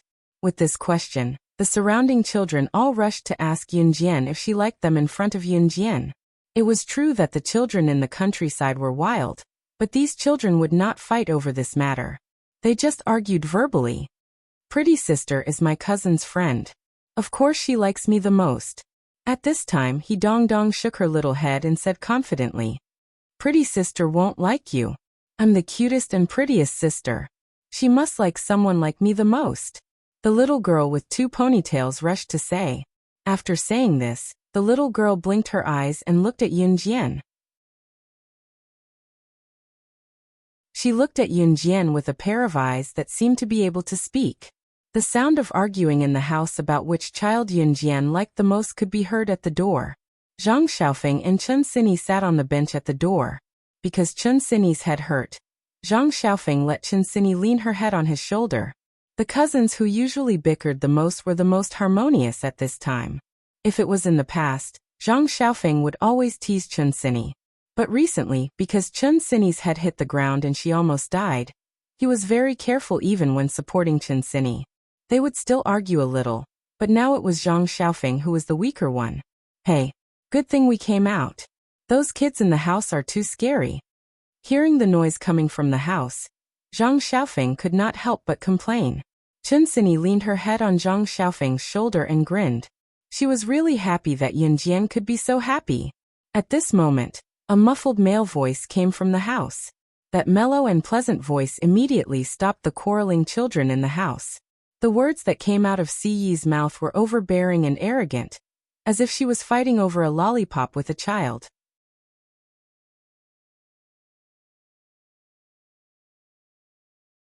Chapter 1809. Ce's expression was fierce. like a bully who had snatched a lollipop from a child's hand and told the child to go to the store to buy another lollipop for him. Siyi's behavior stunned the group of children present for quite a while. Among them was a 4-year-old girl who had been standing in the corner since the beginning. She had been looking at Yunjian and Siyi with great interest. In the end, it didn't take long for the surrounding boys and girls to start quarreling. The 4-year-old girl wasn't very sensible to begin with. Children in the countryside were usually left to their own devices. When they were young, they would be allowed to follow a large group of children to go out and play with a large group of children. Perhaps this phenomenon was less common in the countryside now, because people nowadays treated children like treasures. In the past, people were poor. The poorer they were, the more children they had. A couple would usually have no less than 3 children. In fact, there were many villagers who had 7 or 8 children. This wasn't surprising at all. With more children, there was less love and care. In the early years, even the death of a child wasn't a big deal to some parents. Of course, 1999 wasn't as feudal as it used to be. In this era, the status of children was much higher in the eyes of some parents. This 4-year-old girl was young to begin with. She had followed her brothers and sisters here to join in the fun. In fact, she didn't understand what was happening at all. But after a while, this big brother suddenly said something fiercely, like a bully who had snatched a child's lollipop. Siyi's actions scared the 4-year-old girl to tears. Wah! Big brother is so fierce, wah wah wah wah. So fierce, I'm scared, I'm scared. As she spoke, the 4-year-old girl seemed to be unable to find her way home. Tears fell from her cheeks as she walked aimlessly out of the door. She even started yelling. This gave Chen Sini and Zhang Xiaofeng, who were sitting outside the door, a fright. What's going on? Big brother C is fighting with a child? Zhang Xiaofeng's eyes widened. He was clearly frightened by the scene in front of him. What's going on? My master's husband actually scared a child to tears. This is too awesome. Fighting with a child? Chen Sini could feel Siyi's deep love for Yunjian. She covered her mouth and laughed. Then she lifted her head from Zhang Xiaofeng's shoulder and urged Zhang Xiaofeng. Hurry up and chase the little girl back. She ran out crying. What about you? Does your head still hurt? Zhang Xiaofeng looked at Chen Sini and asked. I'm fine. Go after that little girl, Chen Sini said. Before Chen Sini could finish, Yunjian walked out of the house. Si followed behind her. A large group of children followed behind them. Ce was probably the only person who could talk to a child and make them cry. Yunjian glanced at him, then chased after the crying little girl. After the little girl walked out of He Qing's house, she started crying and running at lightning speed. In the countryside, neighbors lived next to each other. Now that the sky was completely dark and the street lamps were lit up, these neighbors liked to sit at the door and chat with their neighbors before it was time to sleep after dinner. In this era, there were no smartphones or electronic products. Other than working and eating, people were used to sitting together and chatting. When the neighbors saw the little girl running back in tears, they curiously took a few more glances at her. Although the little girl's legs were short, her running speed was not slow. The little girl's house was not far away. In the blink of an eye, the little girl rushed into the house. Not long after, an old lady in her 50s or 60s walked out fiercely with the crying little girl in her arms. Granny, an older brother is bullying me. Boo-hoo, he's so fierce, so fierce. The little girl hung on the old lady's arms and cried loudly. Granny was the local dialect for calling a grandmother. Old ladies in the countryside usually favored boys over girls. Of course, when their own daughter quarreled with other people, the old lady was not stupid. She would definitely help her own daughter. Seeing Yunjian and Ce walking over and hearing her daughters crying, the old lady glanced at Ce and scolded her without asking for the reason.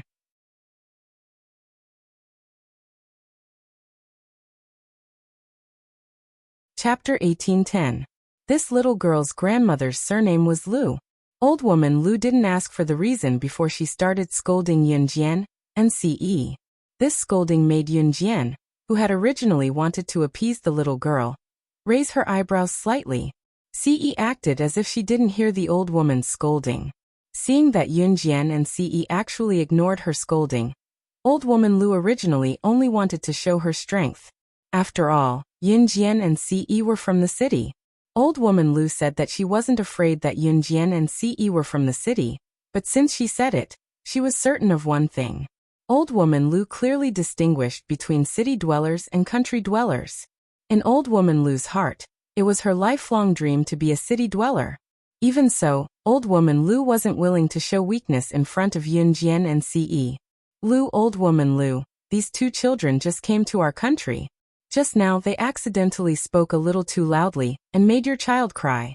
We're neighbors, so don't be so calculative. Give me some face, huh? Chun Sini's grandfather, He Qing, who had heard the commotion from the kitchen, walked over to ease the awkward atmosphere and said a few words to old woman Lu.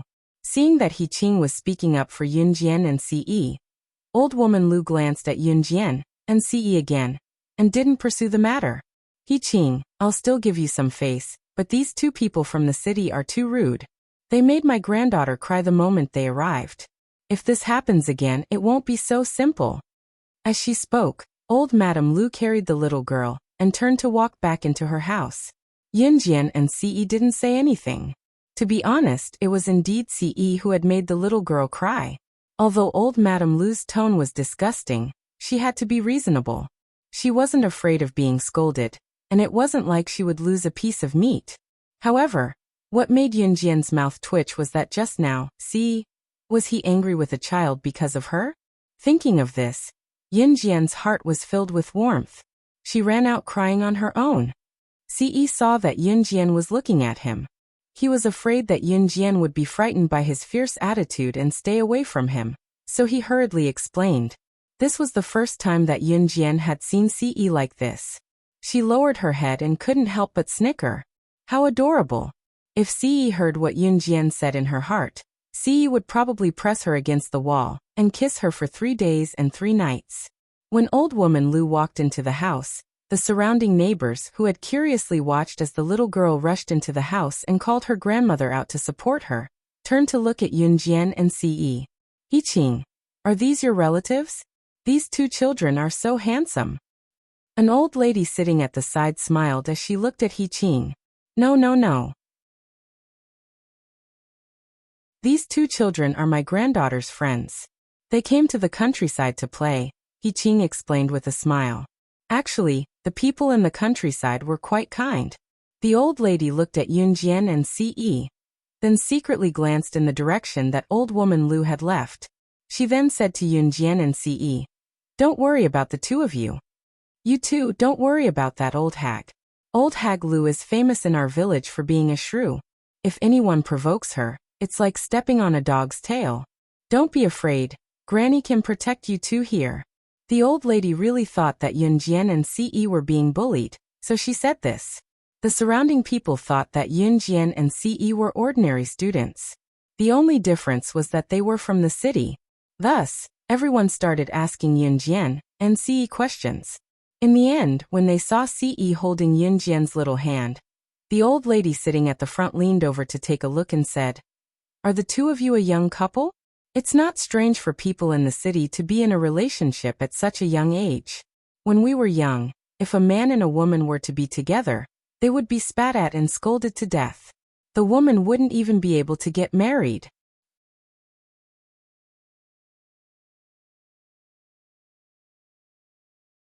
Chapter 1811. It would be best if no one dared to covet her for the rest of her life, because she could only be his. She belonged to him from the inside out. Who would dare snatch her away from him?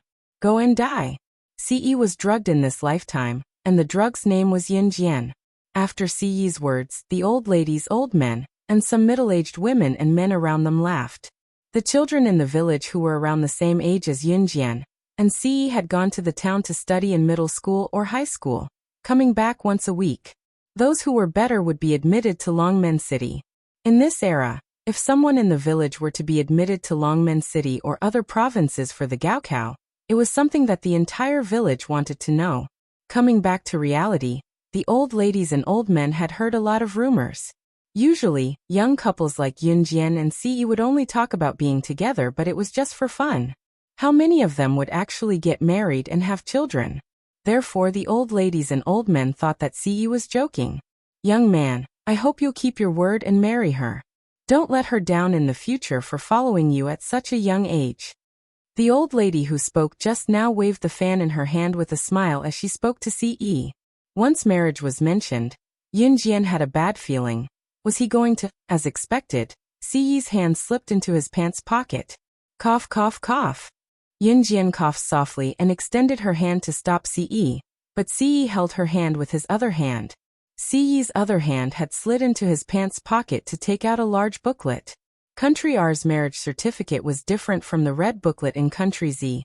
Country R's marriage certificate was similar to a certificate of merit, and came in many different styles. One could choose from a cartoon, a landscape, or a variety of other designs. Yunjian and Ce's marriage certificate was white with a clean background. At this moment, Ce had already taken out the marriage certificate from Country R from his trouser pocket. Yunjian was speechless. This feeling was a mysterious sense of déjà vu. This is Country R's marriage certificate for Xiaojian and I. We've registered our marriage here. After Ce showed off the marriage certificate in front of everyone, she carefully put it back into her pocket. The group of old ladies and old men who had been wondering if Yunjian and Ce were just playing around like other couples were dumbfounded. They're both married? He even went to Country R to register? How urgent was this? Cough. You guys actually went overseas to register. The old lady was truly speechless. She had only heard of couples where the man treated the girl's feelings as child's play, and tricked the girl into sleeping with him before abandoning her. She had never heard of or seen a man like Ce who went overseas to register his marriage for Yunjian, and protected the marriage certificate like it was a treasure. I'm afraid this kind of guy is already extinct. She did not expect to see him here today. Just as the old ladies and grandpas around them gasped in shock, the child who had asked Yunjian and Ce if they would bump into each other at He Qing's house spoke up suddenly in front of everyone. What's the matter? Wow. Pretty sister and handsome brother aren't just dating, they're husband and wife. Is this the same relationship as my parents?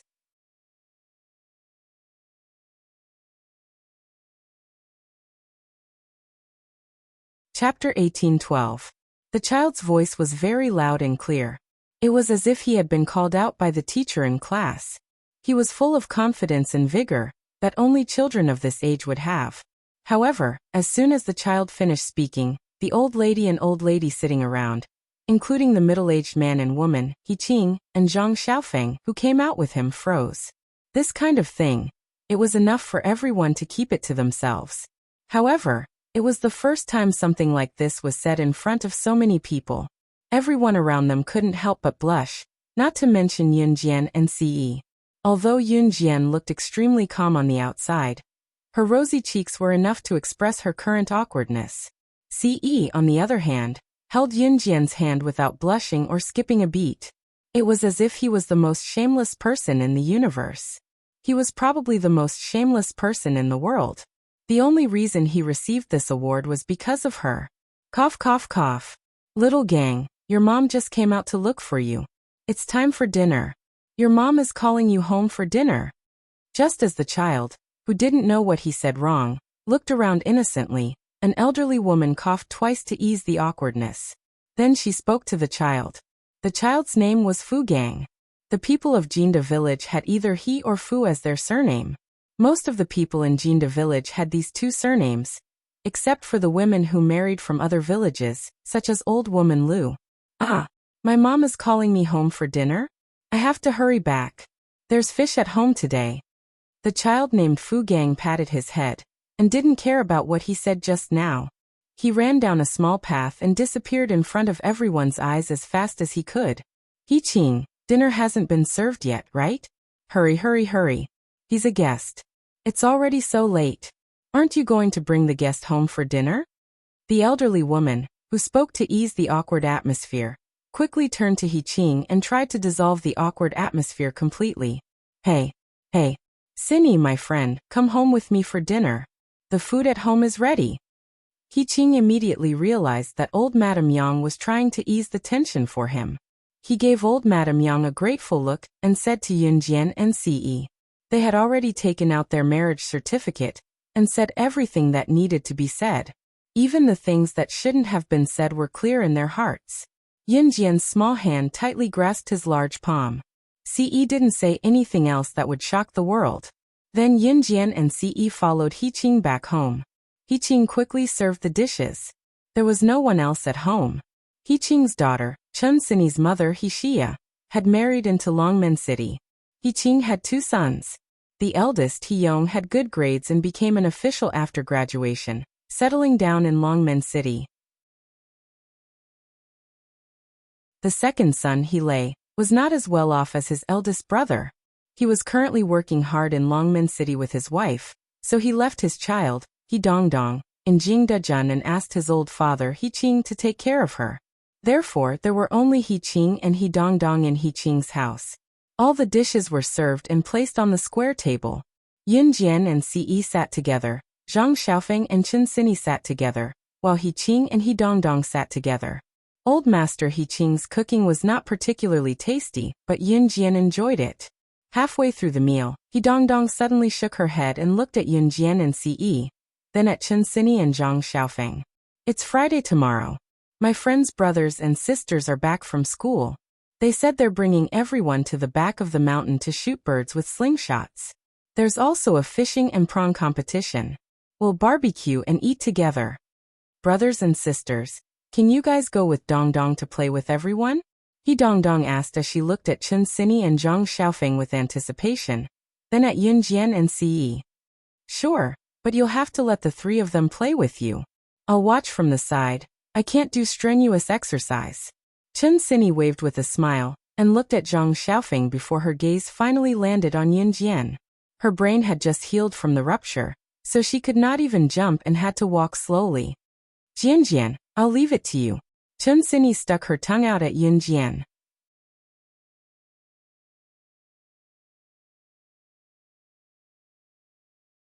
Chapter 1813. After dinner and a stroll, Yunjian and Ce went to bed early. There were not many rooms in Heqing's house, but there was still room for each of them. Ce shamelessly followed Yunjian into her room. The rooms in Heqing's house were connected one by one, and the soundproofing was poor. For example, even if one farted in one's room, the room next door could hear it. In the beginning, Ce wanted to touch Yunjian's outstretched hand, but when Yunjian slapped his hand away, there was even a loud fart from next door that sounded like a lion's roar. Ce retracted his pig trotter hand in silence. It was a dreamless night. Yunjian woke up in the afternoon the next day. For some reason, she slept especially well last night, and only woke up in the afternoon. When she woke up, Yunjian could feel Ce's hand resting on the back of her head, as if it had been there for the whole night. She did not know when his hand had started to cushion the back of her head. Tilting her head slightly, she could see his bright and deep eyes. They were very good-looking. Ce woke up at 5 or 6 in the morning, but he did not wake Yunjian up.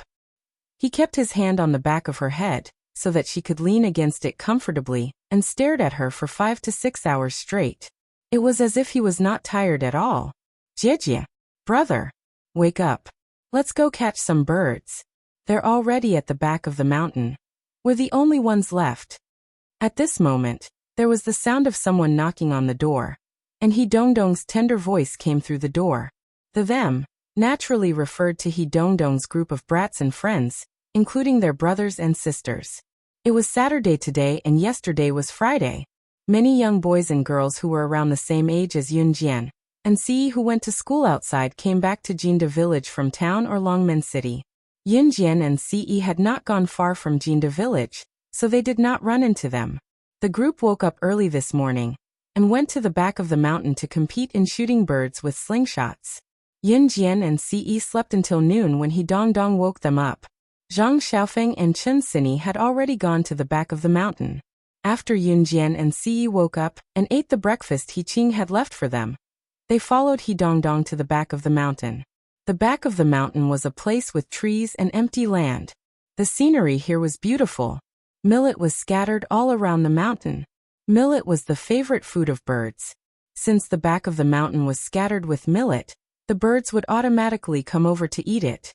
When Yunjian and Ce were brought here, They saw the group of children they saw yesterday as well as their brothers and sisters. Seeing Yunjian and Ce, the young boys and girls around them took a few extra glances at Yunjian and Ce due to their outstanding looks. Wow, it's the pretty sister and handsome brother from yesterday. When Fu Gang saw Yunjian and Ce, he pulled a rather handsome boy who was about 1.75 meters in height over. Fu Gang pointed at Yunjian and Ce and told the boy, "Brother, they're the brother and sister I met yesterday." Fu Gang wanted to say something shocking, but Zhang Xiaofeng was one step ahead of everyone else. He walked over from the side and interrupted Fu Gang before he could say anything shocking again. Cough, cough, cough. Hello, I'm Zhang Xiaofeng. This is my cousin Chen Sini. This is my master Yunjian. He's my brother Ce. Zhang Xiaofeng took the initiative to extend his hand to Fu Gang's brother and introduce them to him. This also prevented Fu Gang from saying bump into each other. I'm Fu Xian. Fu Gang's brother nodded politely at Zhang Xiaofeng. After a pause, Fu Xian looked at Yunjian and the others and asked, "Are you guys here to hunt birds too?" "Yeah, that's right." Zhang Xiaofeng rubbed his head and chuckled. "You guys are city dwellers from the city? No wonder you guys look so delicate. You don't know how to shoot birds, right?" At this moment, a girl walked over. She looked to be about 17 or 18 years old. Her face was a little dark, her skin was dry, and her nose was big. She wasn't pretty at all. The girl walked over and gave Chen Sini and Yunjian a few glances. When she saw that Chen Sini and Yunjian were pretty and their skin was fair and tender, she sniffled and said. However, she was secretly criticizing them in her heart. What's wrong with city dwellers? So what if they're pretty? Look at how delicate they are. They probably haven't even seen a slingshot before, right? What's the use of it? After she finished speaking, the girl glanced at Yunjian and Chen Sini. Then she pointed at Fu Xian and said to Yunjian and Chen Sini, "Brother, you guys are here."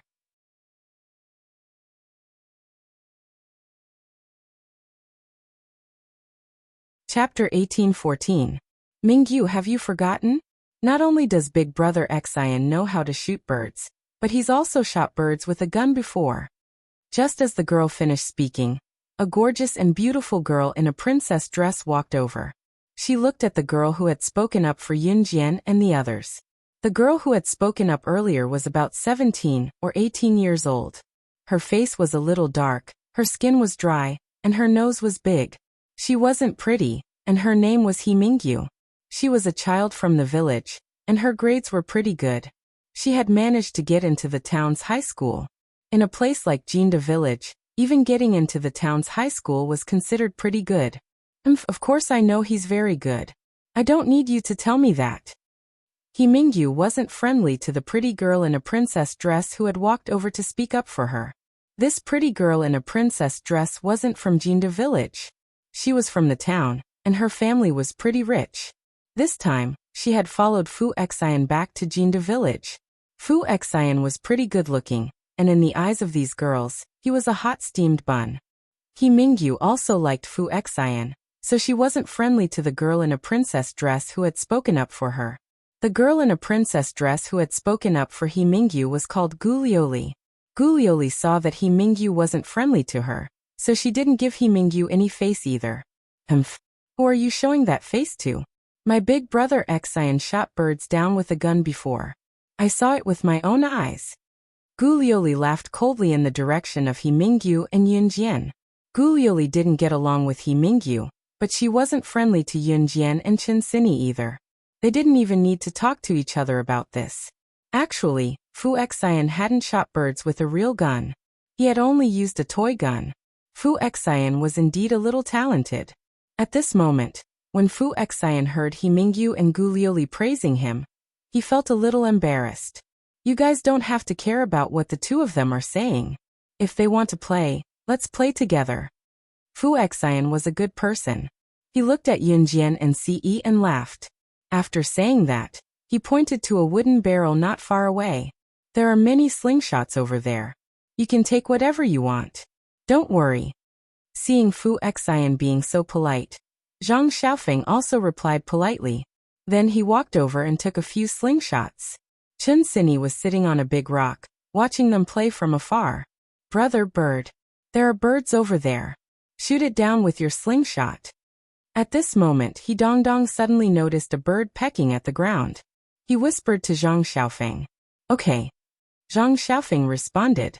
Just as he was about to shoot the bird with his slingshot, He Mingyu beat him to it. He Mingyu said as she walked over with large strides. She pressed a stone on the slingshot in her hand and shot the bird.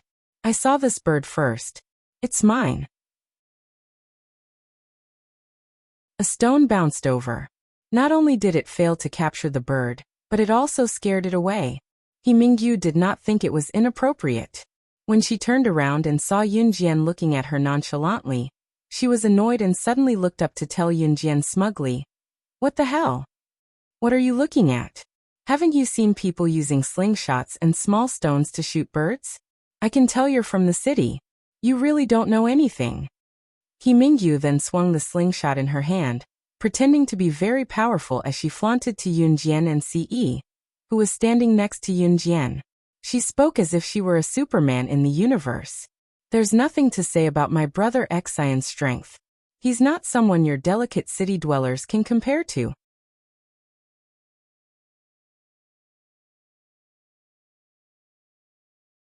Chapter 18:15. He Mingyu spoke as if she was a sharpshooter who never missed a single shot. She was extremely cocky. That's true. Mingyu is the best girl in Jinda village. Fu Xian's hit rate is 5 times out of 10, while Mingyu's hit rate is 1 time out of 10. A boy who was about the same age as He Mingyu and Fu Xian walked over and said honestly. He even rubbed his head and smiled a little embarrassedly.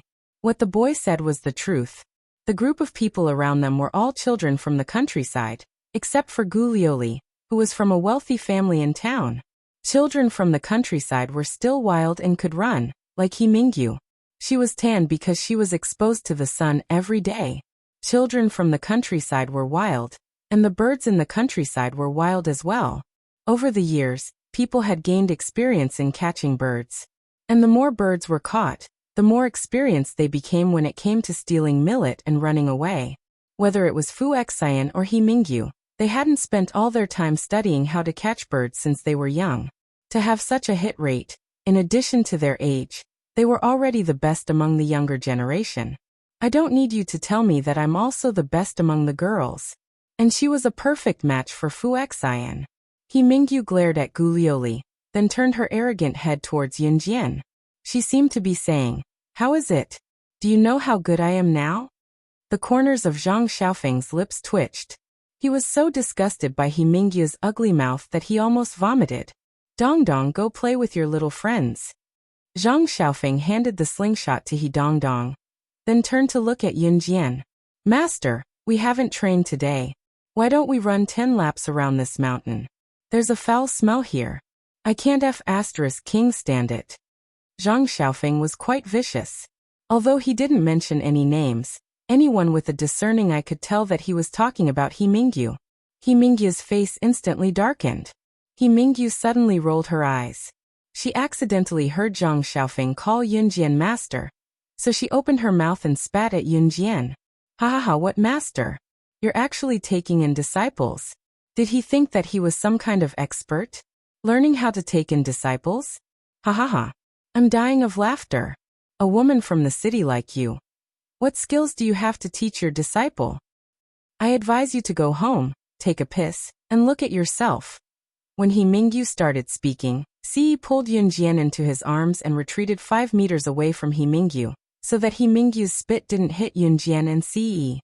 When He Mingyu spoke up to this point, Ce's face turned cold and he frowned. He directly interrupted He Mingyu. "Don't you dare say anything bad about my woman again." Ce's words carried absolute pressure. He Mingyu didn't know why, but he actually shrank back in fear and didn't dare to speak. Go run 20 laps around the mountain. After that, I'll teach you how to use the butterfly knife. Yunjian glanced at Zhang Xiaofeng and said. After learning from Yunjian for so long, Zhang Xiaofeng really wanted to learn how to use the butterfly knife nimbly from Yunjian. When he heard Yunjian's words, Zhang Xiaofeng widened his eyes and asked Yunjian, Master, really? I'll run right now. After saying that, he disappeared without a trace. Tisk, he's pretty good at acting. He Mingyu didn't dare to speak in front of Ce, but when he saw Yunjian's expression, he couldn't help but mutter. Zhang Xiaofeng's stamina was getting better and better. After an hour, he finished running 20 laps around the mountain. During this hour, Yunjian couldn't help but sneer as she watched He Mingyu hit the birdie once out of 10 times.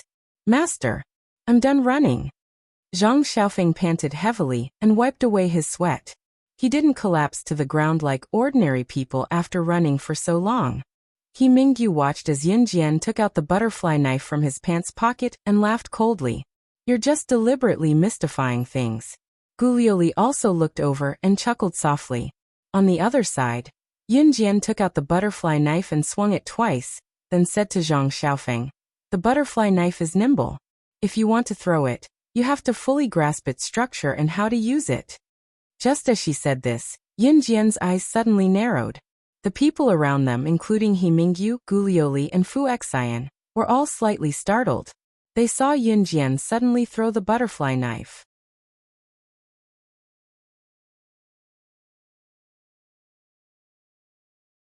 Chapter 1816. The butterfly knife was called a butterfly knife because its blade was very similar to a butterfly. A butterfly had a body and 2 wings. When the wings were folded, they could wrap around its body. The butterfly knife was the same. The blade of the butterfly knife was the body of the butterfly. If a normal knife was to be stored, it would be stored in the scabbard. However, the butterfly knife's scabbard wasn't a single scabbard. It had 2 scabbards, one on the left and one on the right. When the 2 scabbards were folded together, the blade of the butterfly knife could be stored. The 2 scabbards were like the wings of the butterfly, which could be folded together at will. In other words, the difference between a normal knife and a butterfly knife was that the moment the blade of the butterfly knife was cut, the 2 scabbards could be combined together to form a normal knife. One could also grab a scabbard and throw it out to hold the blade of the other knife. To put it simply, the butterfly knife was a tool that could be transformed into a normal knife or a non-normal knife. If a person who didn't know how to use a butterfly knife grabbed a scabbard and threw the butterfly knife away, it was very likely that they would accidentally injure themselves. Therefore, when many people first learned the butterfly knife, they would practice for a long time with a non-edged knife. When Yunjian nimbly played with the butterfly knife in her hand, He Mingyu, Gulioli, and the others in the distance were already dumbfounded. The group of children around them had never seen such a knife. Even if they had never seen a butterfly knife that could be assembled into a normal knife by dropping a blade and 2 scabbards. Moreover, they had never seen anyone play with the butterfly knife so smoothly. Wow. Pretty Big Sister is not only pretty, but also amazing. Yeah. Pretty Big Sister is amazing. Pretty Big Sister is so amazing and beautiful. When I grow up, I also want to marry a pretty big sister like her.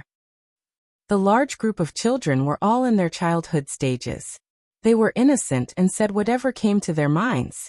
Seeing that Yunjian could play with a knife so nimbly, the group of children was dumbfounded. Even Fu Xian looked at Yunjian with a somewhat crazed gaze. Su Mingyu and Gulioli, who were watching from afar, clenched their fists tightly. They were so angry that they wished they could go over and give Yunjian a beating. But at that moment, Yunjian suddenly sheathed her knife.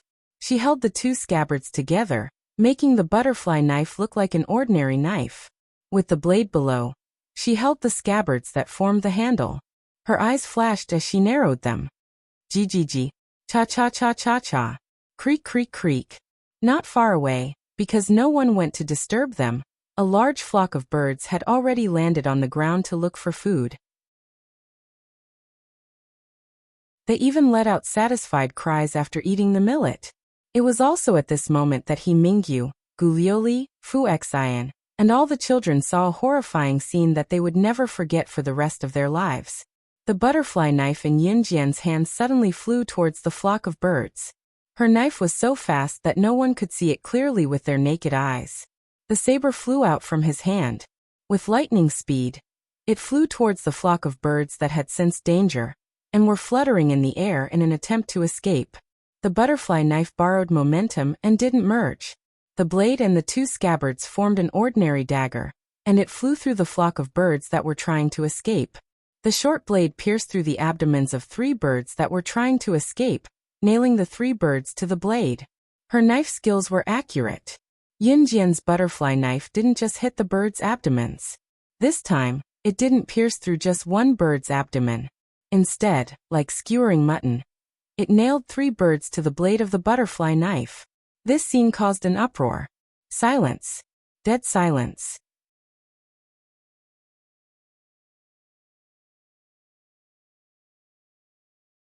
Chapter 1817. The knife pierced through the abdomen of 3 birds in a row. Yunjian's knife skills were so accurate that it frightened and horrified everyone present. He Mingyu and Gu Liuli were already scared beyond recognition by Yunjian's move. They couldn't say a word for a long time, and even their minds were blank. The group of friends around them were the same. In the end, it was Fu Xian who broke the silence. He looked at Yunjian in amazement and said, "So amazing." They originally thought that the girls from the city were all delicate and didn't know how to do this or that. But to be honest, Yunjian's actions completely overturned everyone's understanding. "My master. Of course she's amazing. You guys haven't seen her at her best. That simply can't be described with words." Zhang Xiaofeng glared back at the people who had mocked Yunjian, then said smugly, "Follow the knife with your eyes. When you use the knife, you have to use your voice to listen for the position of the target you want to hunt. You're a beginner now, so you have to familiarize yourself with the butterfly knife first. When you're so familiar with it that you can use it nimbly with your eyes closed, you'll be able to do it even without using your eyes." Just as Zhang Xiaofeng finished speaking, Yunjian's voice was immediately heard. Hearing this, Zhang Xiaofeng very seriously committed Yunjian's words to memory. Perhaps it was because Zhang Xiaofeng and Chen Xini treated Yunjian well, but Ce interrupted Zhang Xiaofeng and said, "If you need anything, you can ask me." There were only a few people in the world who could receive such words from Ce. Zhang Xiaofeng naturally knew that this grandmaster of his was a very mysterious person. For him to say such words, it was clear that he treated him well. Zhang Xiaofeng was about to call him Big Brother Ce, but he unconsciously called him by the wrong name. Zhang Xiaofeng very emotionally shouted to Ce, "Thank you, Grandmaster."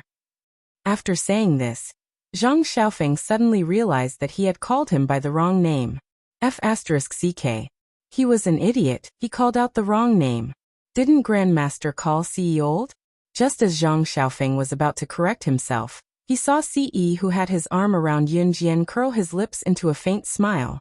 His nonchalant face that looked like nothing in the world could catch his eye broke into a faint smile. Was he seeing things? Ce actually liked the way he addressed her? Zhang Xiaofeng felt that he had to address her a lot more. Oh, which family did this child come from? He actually managed to hit 3 birds with a single blade. Our Jinda village's children are getting better at catching birds. He's so different from these kids from the city. At this moment, the voice of the old woman Lu, the grandmother of the little girl who had run home crying yesterday, could be heard.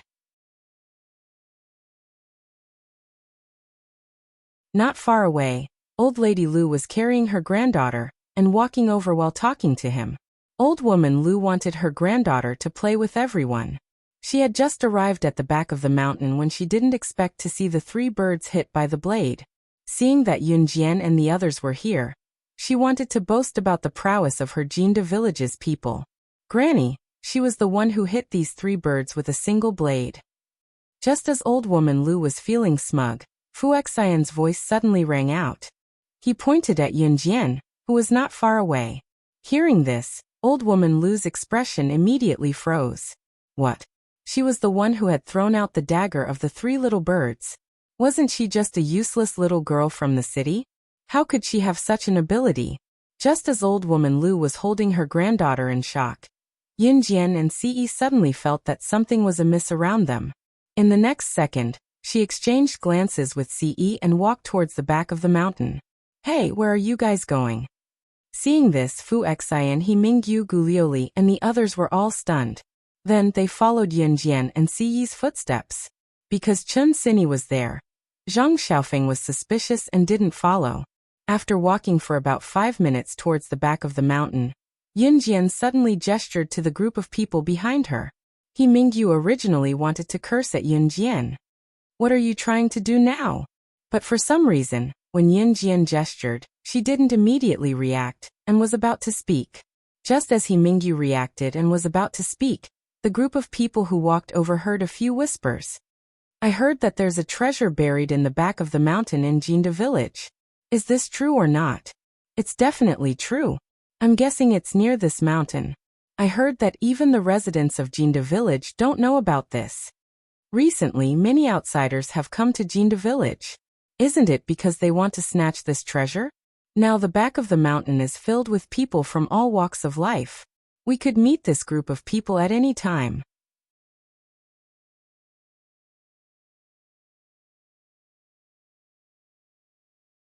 Chapter 18:18. Listening to their conversation, Yun Jian and Si Yi's eyes glinted as they stood in the dark. He Mingyu, Fu Xian, and Gu Liuli covered their mouths tightly and widened their eyes. They forced themselves not to make a sound as they watched the scene unfold before them. Thankfully, the children who were still in primary school didn't follow them. Old woman Lu didn't follow them either, so they didn't make a sound. The reason why He Mingyu and the others were frightened was because the two men standing in front of them were holding two pistols in their hands. Listening to the conversation between the two of them, it was clear that the guns in their hands were definitely real. Just as they finished their conversation, a tall and sturdy figure suddenly darted out from the bushes. The two men were tall and thin. With their backs facing Yun Jian, Si Yi, and the rest, one of them shouted at the tall and sturdy figure. Lu Hua, how is it? Is boss here? No, boss said the information was wrong. There's no treasure in this godforsaken place behind Jinda village. Let's hurry up and leave. It's all AF * King Bluff. The man named Lu Hua waved at the two tall and thin men. His movements were very light and quiet, but Yun Jian, Si Yi, and the rest, who were hiding in the dark, heard him clearly. Hearing that the information was wrong, the two tall and thin men cursed in a low voice and left. It was as if the scene before them was a joke. It was only after the three men were far away that Yun Jian and her friends started to head back. Are the guns in their hands real guns? He Mingyu trembled for a while before he managed to ask the question he wanted to ask. When they saw Yun Jian and Si Yi walking towards them, He Mingyu and the rest followed them without a second thought. He Mingyu followed them with the intention of figuring out what Yun Jian was up to. However, on the way back, she was trembling all over and couldn't stop asking in a trembling voice. If you want to know whether it's real or not, you can just chase after them and ask them. Yun Jian smiled coldly. If Yun Jian had said this before, He Mingyu would probably have retorted. However, He Mingyu was too afraid to say a word now. When they returned to the back of the mountain where they hunted birds, although He Mingyu and the rest were afraid, they didn't mention a word about what had just happened. Fortunately, those who went were around Yun Jian's age. Because they had seen an extremely terrifying scene, no one mentioned what had just happened. When they returned to the back of the mountain, they didn't have the mood to continue hunting birds with their slingshots. They all found an excuse to go home. When it was past 6 in the evening, the sun was about to set, and the afterglow of the sky was slowly blooming. Dinner had yet to be served. He Qing did not make dinner in time either. After he came back from outside, he hurriedly called Yun Jian, Si Yi, Chen Sini, and Zhang Xiaofeng into the house. Sini, I've called. Your family's car will be here to take you back to Longmen City later, He Qing said, looking flustered. Go home? Grandpa, we've just arrived yesterday. Why do we have to go back? Chen Sini was shocked and confused. He Qing kept quiet for 2 seconds before he suddenly glanced at Yun Jian and Si Yi. Finally, as if he had made a decision, he walked to the door and looked around. Seeing that there was no one there, he closed the door and turned to speak to everyone sternly. He looked at Yun Jian and Si Yi first. Sini has told me before that one of you is her best friend, and the other is her best friend's man. It's believable. I won't keep this a secret from all of you. As he spoke, He Qing looked at the group and sighed. A lot of foreigners have come to Jinda village recently. I don't know if you guys know that there's a lot of foreigners coming to the back of the mountain recently, saying that they're here to look for treasure. Yun Jian's deep eyes narrowed when she heard that. He Qing's solemn voice continued. They've been looking for treasure in the back of the mountain, but to no avail. Some of them have gone back, while some are still unwilling to give up. I heard that a group of people have come recently. They're world-class bigwigs and they even have guns with them. I heard from someone at the village entrance just now that they won't leave until they get their hands on the treasure. They're even going from house to search for the treasure they want. As he spoke, He Qing hurried to his bed and bent under it to lift up a piece of floorboard under the bed to take out an ancient box. He Qing went over and shoved the box into Chun Sini's arms before he told Chun Sini and the rest anxiously, "Brother, you're here."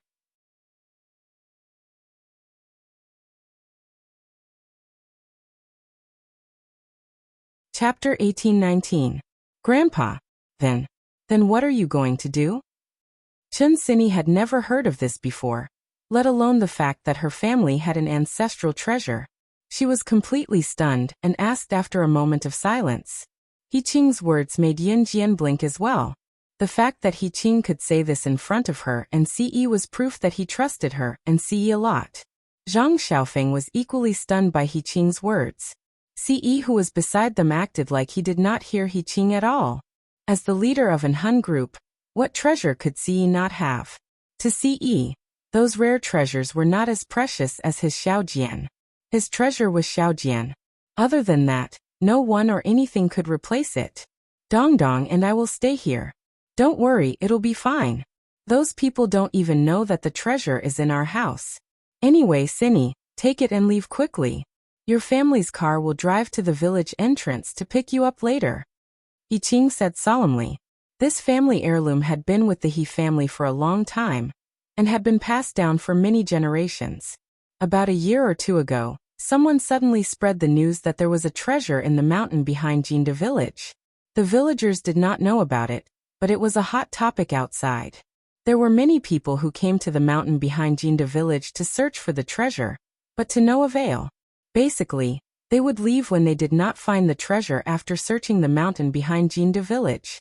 However, the group of people who came these 2 days was said to be sent by an international bigwig. All of them were armed with guns. It was obvious that they were gangsters. When He Qing was in the village just now, he heard them say that they would not leave until they found the treasure. He Qing panicked. He quickly called Chun Sini back, planning to have her leave with the treasure. As they spoke, a car honked at the door. He Qing got Chun Sini to hold the antique box tightly, and told everyone to pack up and leave. The car's here. Sini, go back to Longmen City quickly and pass this box to your mom. Don't let your eldest and second uncles know about it. He Qing reminded Chun Sini. He Qing knew very well that his eldest and second sons were greedy. If they knew that there was a treasure in their house, they would sell it for money immediately. As he spoke, He Qing led Chun Sini, Yin Jian, and the others out of the door. However, as soon as he walked out of his house, He Qing saw a car parked not far away. Beside the car stood a group of ferocious-looking people. This group of fiendish people had guns in their hands. And the leader of this group of fierce-looking people was the man with a tattoo on his chest standing at the very front. Beside him was someone He Qing was familiar with. Liang, why are you here? He Qing looked at the leader of the group of people in surprise. Beside him stood a person who was about the same age as him, and looked very much like him. The person called Liang was He Qing's younger brother He Liang. Brother, what's this thing in your granddaughter's arms? Where are they going? He Liang's eyes shone when he saw what Chun Sini was holding. He Liang, do you know what you're saying? The menacing men around them were obviously the world-class bigwigs. He Qing's eyes widened in shock when he heard He Liang's words. You don't have to call me by my full name, brother. I can hear you. He Liang said to He Qing in a sarcastic tone. After saying this, He Liang, who had wanted to put on an act just now, immediately revealed his true colors. Ha, brother. You're so nice to me. Our father was so nice to you when he passed away. He even passed on such a precious thing to you. If it wasn't for my neighbor, old Wang, who overheard the conversation between you and our father, I wouldn't even know that our family had passed on such a treasure.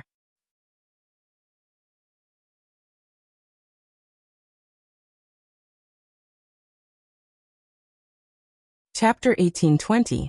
He Qing's old father had already passed away. Before he passed away, he gave the family heirloom to He Qing and told He Qing to pass it on. When it came to family heirlooms, some people would think about how to sell it for money.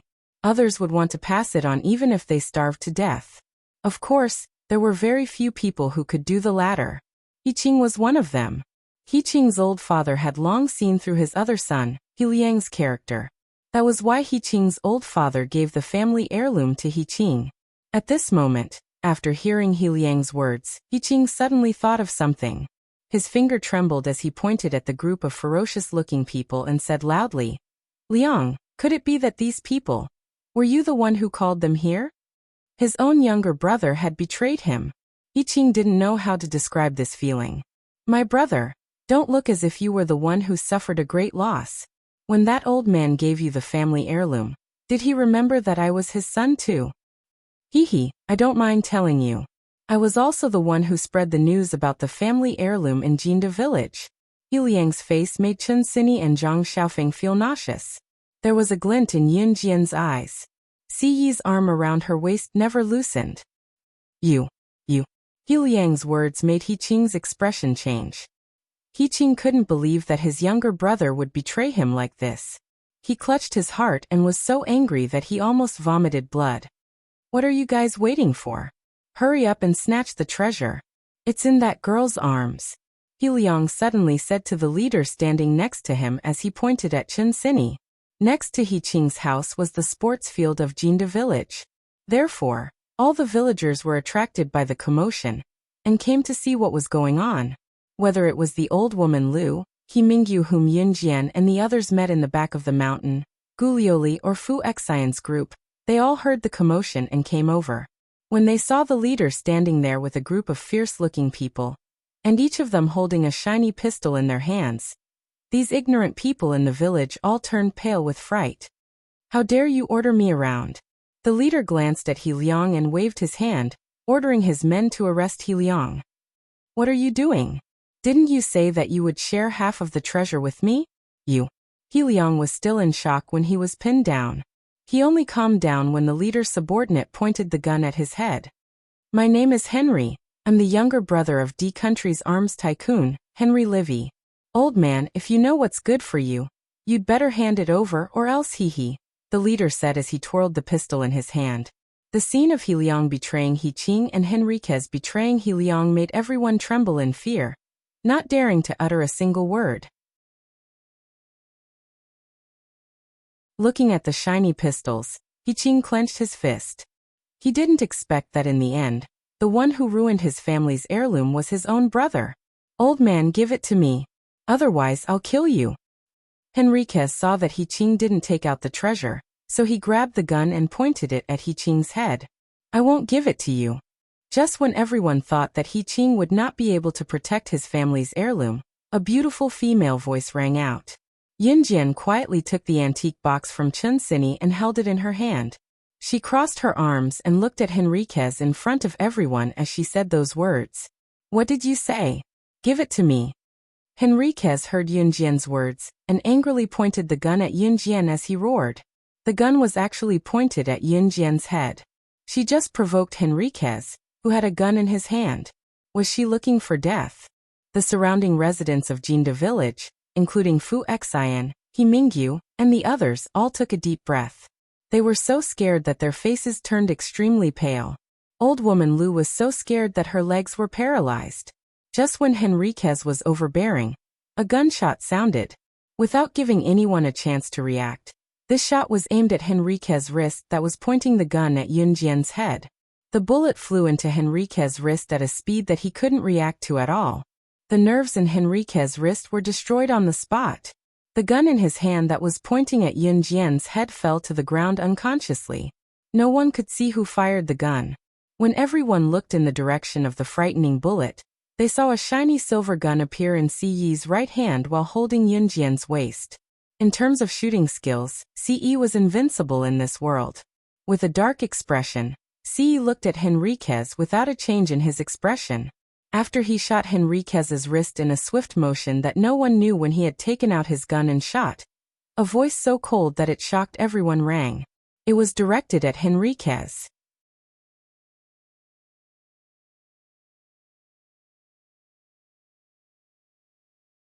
Chapter 1821.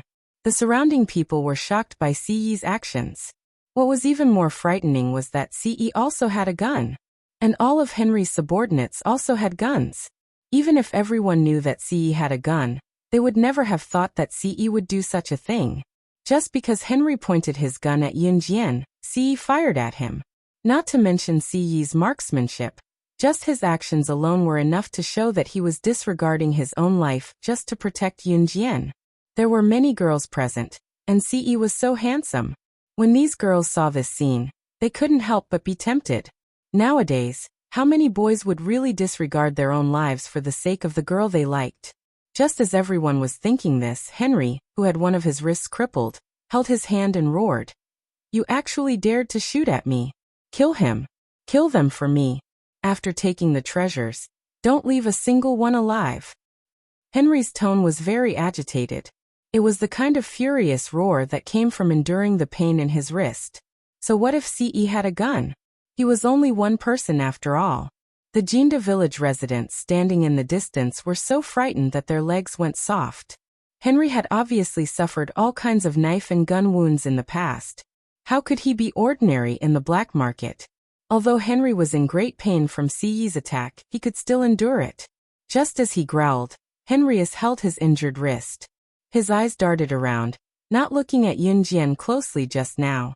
Now that he was looking at her delicate and beautiful face, he could see that she was delicate and pretty. She was more perfect than any girl he had ever had. Henrius' eyes suddenly narrowed, and his lower body swelled.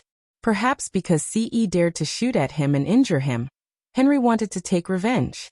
He pointed at Yunjian and said to his subordinates, "Don't kill this girl. Kill everyone else. Hehe. How dare you injure me? I'll king rape your woman in front of the whole village." The person Henry wanted to take revenge on was naturally Siyi, who had hurt him. He was the younger brother of the D country's military tycoon, Henry Liwei. How could a brat like him provoke him? Originally, Siyi didn't plan to make a move, but after hearing Henrique's words, Siyi's eyes flashed with a strong killing intent. Even he himself could not bear to touch his Xiao Jian. "You can prepare to die now." Siyi let go of Yunjian's waist and took 2 steps towards Henry. Yunjian blinked. "What did you say?" Henry glared at Siyi. However, the moment Henriquez spoke, Siyi's tall figure appeared in front of Henriquez like a phantom. He directly passed by Henriquez's subordinates who were protecting him, his speed as fast as a bolt of lightning. Raising his hand, the gun in his hand was pressed against Henriquez's temple before his men could even react. Without any hesitation, the bullet went straight into Henriquez's temple with a bang. The residents of Jinda village had never seen such a scene. At the same time, the residents of Jinda village retreated 3 feet in fright, their faces drained of color. He killed someone. The second before Henriquez closed his eyes and stopped breathing, his eyes widened in disbelief as he fell to the ground. His subordinates were all highly trained assassins. These assassins could even buy him time to escape the pursuit of a top 10 international secret agent or assassin ranking. However, Siyi just now was like a phantom, appearing in front of him in seconds and killing him directly. Such skill. Other than slaying God, who ranked first in the international secret agent ranking, no other male in the world could do this. Could he be from an Hun group? However, before Henriquez could think further, his body had already fallen to the ground. The surrounding residents, including Fu Xian, He Mingyu, and the rest, had a drastic change of expression as they retreated to the corner of the wall in fear. Even Henry's men were stunned by Siyi's simple yet fast speed that could not be captured by the naked eye. At this moment, Siyi had put away the gun in his hand. With both hands in his trouser pockets, he kicked Henriquez's body more than 10 meters away, causing Henriquez's body to fall onto Henriquez's most prized subordinate. In front of everyone, Siyi's mellow voice that was so cold that it was frightening rang. He spoke openly about his identity to Henry's subordinates.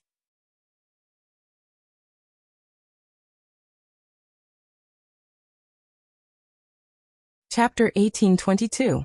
He's in Hun group. Henry's men were not as smart as Henry. Once they heard what Siyi said, they assumed that Siyi was from an Hun group. In the underworld, Anyone who was related to an Hun group was terrifying. Therefore, these subordinates who wanted to avenge Henriquez were all frightened. In less than 3 minutes, they left the scene with Henry's body. Everything seemed to have returned to how it was before. The only thing left was the scene that reeked of gunpowder. There was also He Qing's younger brother, He Liang's battered body. Everyone stared at Ce as if they had seen a ghost. The gazes from the people of Jinda village could no longer be described as horrifying. Murder. He actually killed someone. It was obvious that the people around them did not know about an Hun group. No one here knew the meaning of an Hun group. It's good that he's dead. That guy just now has killed a lot of people. He's an outlaw from Germany, coming to Country Z to provoke us. Does he really think that there's no one in Country Z? He deserves it. At this time, an old man knocked on the ground with his walking stick and said loudly, "That's right. What's the big deal about him? A German, coming to Country Z to show off." That's right. The older generation had a deeper sense of patriotism, so when the old man finished speaking, the others around him agreed. Their voices were loud and clear. In the end, it became the group of old men shouting at Ce, "Well done, young man. We support you." In the end, the matter was left unsettled. The people of Jinda village were almost harmed by Henry, who came to hunt for treasure because of He Liang. To prevent people from coming here to hunt for treasure, the first thing the village chief did was to deny He Liang's rumor that there was treasure in the mountain behind Jinda village. He Liang was left to He Qing to deal with. However, to prevent He Liang from coveting his family's heirloom, He Qing had Chun Sini bring it back to Longmen City quickly and pass it to Chun Sini's mother, He Xia. At this moment, Yin Jian and Ce had also ended their short stay in the countryside and returned home. He had already given the eternal necklace, which he had captured from the international criminals, to Qin Yiru. Qin Yiru was already wearing it. On the third day of their return to Longmen City, Adam, who had just returned from a trip with Lan Su, booked a 5-star hotel in Longmen City and invited everyone inside, saying that he had something important to announce. Adam even called Shui Ying and Lin Wei, who were in an Hun organization, over. It was so lively that it was as if it was a joyous occasion. At the same time, Yin Jian was sitting at a dining table in this 5-star hotel, playing the mobile version of Snake that Qing Yu had introduced to her. The prototype of the Snake game was born in 1976. It first appeared on an arcade machine called Blockade. It was a 2-player game. Later, it was modified into a mobile version of Snake.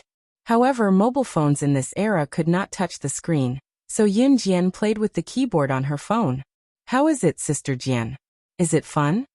Qing Yu asked Yin Jian after failing the challenge since Ce was not around. "It's so. Yin Jian's lips curled into a smile. "Wow, Sister Jian, this is your first time playing. How is the snake not dead even when it's so long?" Qing Yu could not help exclaiming at Yin Jian's proficiency in the game.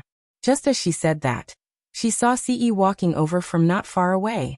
Qing Yu made way for him, and Ce wrapped his arm around Yin Jian. His handsome face went to Yin Jian's side and asked softly, "Xiao Jian, what are you playing?" Yin Jian pressed her lips together as Ce's words made her tingle. "Sister Jian's playing Gluttonous Snake." Qing Yu interjected out of the blue and ran off with a grin.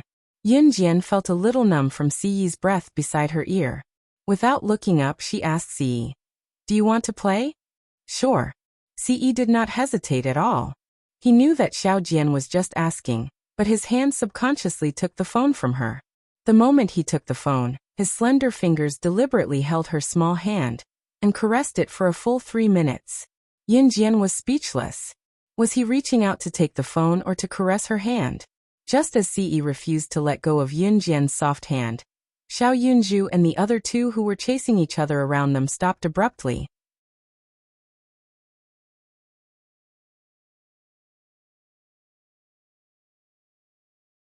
Chapter 1823. At this moment, Ce's bony hand was holding on to Yin Jian's delicate hand, refusing to let go. Cough, cough, cough. Qin Yura blushed when she heard what Xiao Yunju said. She quickly walked over to grab Xiao Yunju and dragged the 3 of them to the side. Fortunately, they were all on the same side. Qing Yu, Gu Nianji, and Luo Berry were all there, so they were not surprised by this. Yunjian had Ce, Si Luo had Snow Eagle, Qing Yiru had Good Junjian, Qing Yu had Yin, and Lan Su had Adam. Even Xiao Yunju was holding hands with Duan Li, looking extremely happy. Gun Yanji, who was sitting alone in the corner, watched the scene before her. She pouted and waved at Luoberry. Little Strawberry, come here. Come here quickly. Luoberry had been secretly eating pastries at the table, but when she heard Gun Yanji calling for her, she took 3 pieces of pastries from the table and walked over to Gun Yanji. Luoberry did not know that Emo's son, who was standing nearby in a suit, looked like he was looking at his younger brother, Adam. However, he was actually sizing up Luoberry from the corner of his eyes. Luoberry ran towards Gun Yanji. Gun Yanji reached out and put her arm around her shoulder. She said to Luoberry, "Little Strawberry, you're the best. They're all in pairs. Fortunately, you're here. Otherwise, I would be alone." How awkward would that be? Gun Yanji laughed out loud like a man and took 2 wine glasses. She shoved one of them into Luoberry's arms and said to her, "Come, come. Come, come, come. To celebrate our friendship, cheers." Gun Yanji was from Yulong mainland, so she had a forthright aura. Luoberry, on the other hand, was more delicate. She held the glass of wine and was stunned. Gun Yanji had been taking care of her when she was at Qing Yu's house, like a big sister. Luoberry grinned at Gun Yanji as she thought about it. She took the glass of wine and clinked it with Gun Yanji's. Just as she was about to put the glass into her mouth, a very beautiful hand reached out and blocked Luoberry's hand that was about to put the wine glass into her mouth. "She can't drink. I'll drink for her." A male voice that Luo Mei had been longing for sounded. The voice was very pleasant to the ears, and there was a hint of a cool breeze in his breath, making people feel refreshed. Mawson, who had been watching Adam the entire time and secretly glanced at Luoberry from the corner of his eyes, couldn't help himself when he saw that Luoberry was going to drink. He walked over and snatched the wine cup from Luoberry's hand, downing all the wine in one gulp. Luoberry was shocked by Emo's son, who suddenly walked over. She was stunned and didn't react for a long time. You don't have to drink for me, I can drink." Just as Lockberry was about to explain, Emo's son interrupted. "Drinking is bad for a girl's body. Don't drink in the future." After saying that, Emo's son took away the wine glass in Rockberry's hand. Luoberry was stunned. Gun Yanji, who was beside her, covered her mouth and snickered secretly behind Luoberry's back. She thought to herself, "My little Strawberry, this is all I can do for you." Outsiders did not know that she, Gun Yanji, had a very proud title in Yulong mainland, matchmaker. At this moment, Adam suddenly wrapped his arm around Lan Su's waist in front of everyone and carefully walked over. From the looks of it, he seemed to be afraid that Lan Su would fall. Adam even announced the good news of his treat when he walked in front of everyone. He was going to be a father. That's right, Lan Su was pregnant. Out of the 3 leaders of Anhun, Shuang had the biggest reaction. He walked over to knock Adam's head and shouted, "You're going to be a father before me. I can't accept this." Emo's son smirked and said to Adam, "We can discuss the wedding now. Mom and Dad are gone. I'm your brother. I'll definitely help you guys make this wedding a grand one." Lin Wei acted like he did not hear anything when he heard that. He did not feel anything.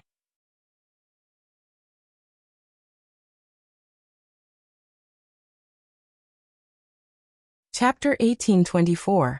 Adam's announcement was indeed a pleasant surprise. Once the news was announced, everyone who was present was pleasantly surprised. Everyone's reactions differed greatly as well. Looking at his 3 brothers' reactions, Shuang was the most agitated. Adam even glanced at Shuang smugly and said with a grin, "I can't compare to you in other aspects, but you can't beat me in this lifetime when it comes to being a father earlier than you." Among the 4 leaders of Anhun group, the most boisterous were Adam and Shuang. Lin Wei was the most composed, followed by Emo Sr. "What's the use of being a father earlier? It's amazing to have more children. It's still too early for you to compare yourself to me." Shuang chuckled at Adam, unwilling to admit defeat. "Then why don't we compete to see who has more children in the future? Whoever loses will go to Amazon for a year." Adam countered, "Come on. Do you think I'm scared of you?"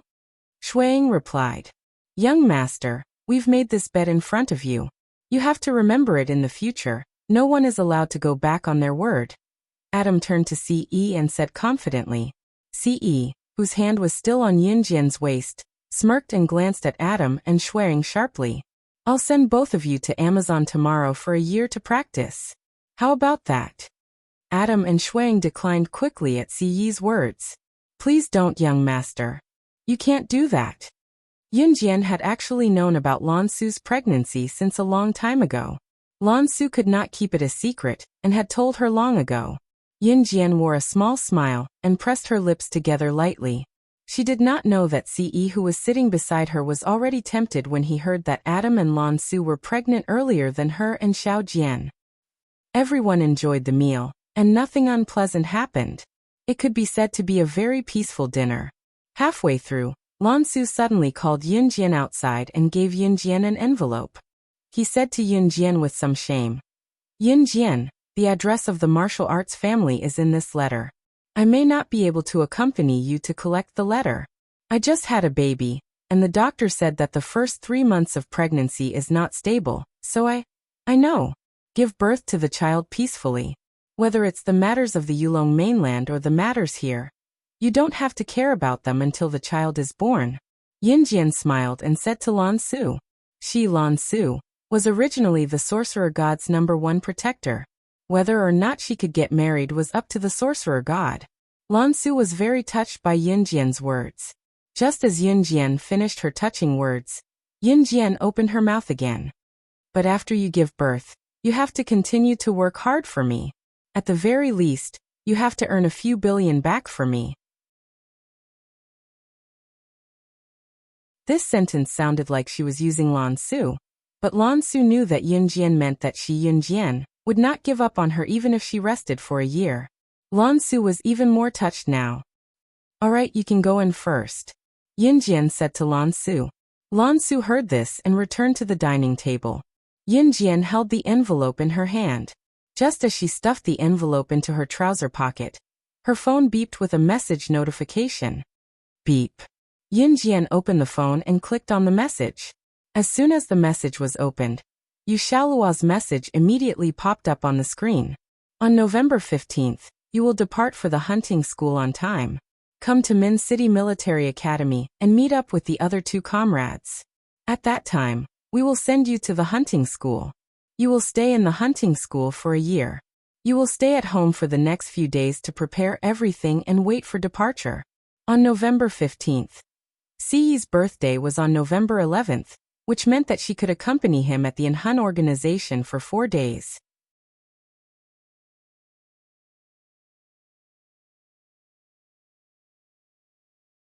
Chapter 1825. Of course, before Ce's birthday and before heading to the hunting school, Yunjian had something else she had to attend to. She had to head to the martial arts family and retrieve the envelope that her mentor had left in the family. The envelope contained a detailed way to contact her mentor. After dinner and returning home, Ce tugged Yunjian's hand and led her into the house. If one were to ask why Ce was pulling Yunjian into the house, there was no need to ask. It was to make a baby. Once they entered the house, Ce pushed Yunjian against the door, using his tall and lean frame to press against her and speak to Yunjian in a numbing tone. Xiao Jian. Ce's action sent a shiver down Yunjian's spine. Pressing her lips together, she was about to speak when Ce stopped her. His thick breath choked her. The faint, pleasant scent made Yunjian wrap her arms around his neck and stand on her tiptoes to deliver a kiss. The kiss lasted for more than 10 minutes. Xiao Jian. Ce murmured softly by Yunjian's ear. The sound numbed Yunjian so much that she slumped against him. Just as Ce was about to unbutton Yunjian's shirt, Yunjian suddenly pressed his palm down. No, Xiao Jian, I'll be gentle, Ce murmured softly as he bent down beside her ear. No, I'm scared. Can we wait a little longer? Yunjian's eyes darted around as she found a random reason to tell Ce. Ce did not do anything else at that, but Yunjian could tell that he was disappointed. Yunjian felt guilty. She wanted to do it with him too, cough. But when she remembered that his birthday was coming up. Xiao Jian, you guys are walking so fast. Mom can't catch up to you. Qin Yiru's voice came from downstairs. Yinjian quickly tidied herself up. Seeing that Ce did not move, she reached out to fasten a few buttons on Ce's chest. Feeling her small hands pressing on his chest, struggling to button it up, Ce grabbed her hands and bent down, his handsome face meeting her pretty and delicate face as he said, "I'm sorry, but I'm sorry, but I'm sorry, I'm sorry. Xiao Jin, do you know how alluring you are right now?" Ce's words made Yinjian blush. Other than him, there was no one else in this world who could make her, slaying God, the top secret agent in the international rankings, reveal such a girlish expression. Do it yourself. Yinjian gave up on helping Ce with the buttons and walked to the side. Ce could not help smirking when he saw Yinjian's behavior from behind. Was his Xiaojin shy now? Ce strode forward and pulled Yinjian into his arms, pressing Yinjian against the door with her in his arms before lowering his head to murmur softly in her ear. Xiao Jian is the one who undid the buttons. She has to do it back. I'll let you go when she does it. Yinjian was bewildered by Ce's words. Let her go. While Yinjian did not know what Ce meant, Ce pressed himself against Yinjian and kissed her passionately. By letting her go, he meant that if she did not button his shirt when he kissed her, he would keep kissing her like this.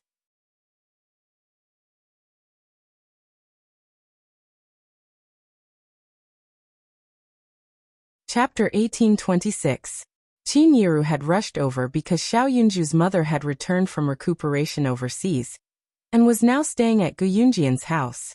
The villa Ce bought was only a few minutes' walk away from Gu Yunjian's house, so Qin Yiru had hurried over to tell Yunjian about it.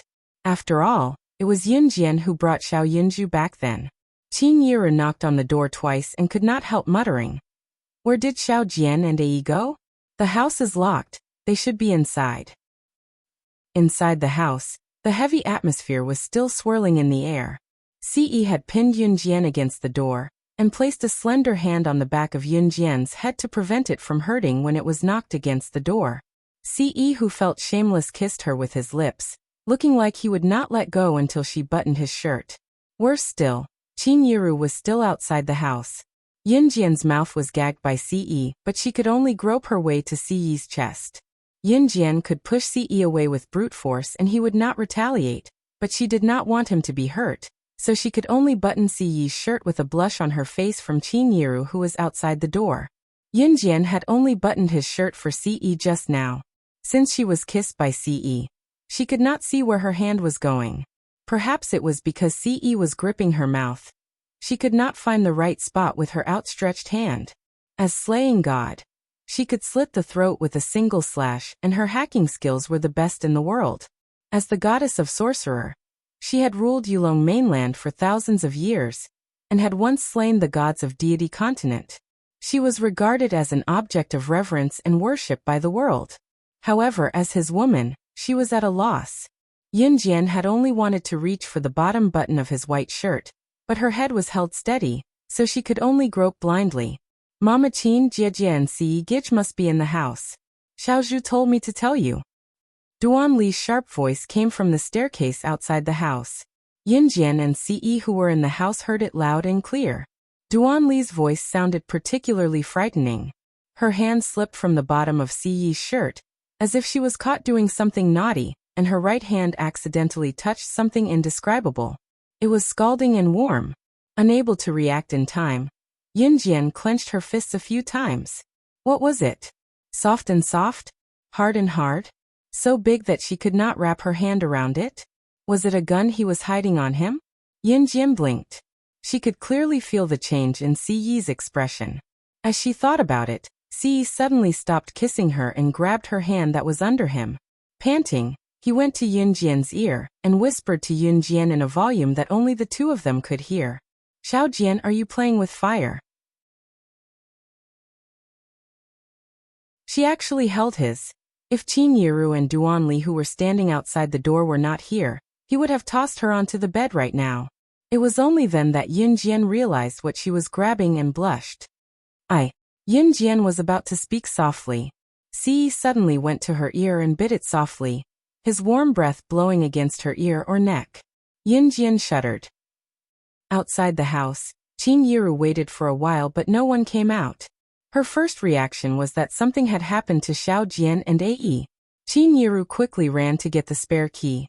Just as she was about to open the door, she saw Yin Jian walked out of the room drowsily and glanced at Qin Yiru asking, "Mom, we just fell asleep. Is there anything you need? I thought something happened to you guys in the house.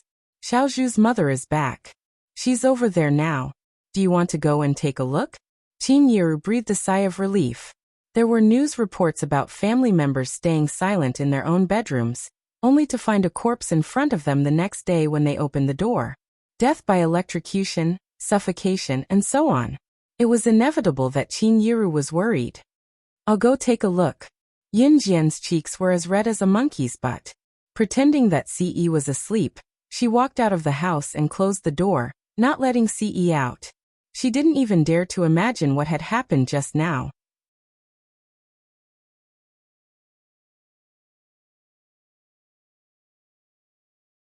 Chapter 1827. Xiao Yunju's biological mother in this life was called Yin Hailan. Yin Hailan was stabbed in the stomach by Brother Niu, who was collecting protection fees. Yin Hailan almost died back then, and was sent abroad by Yin Jian.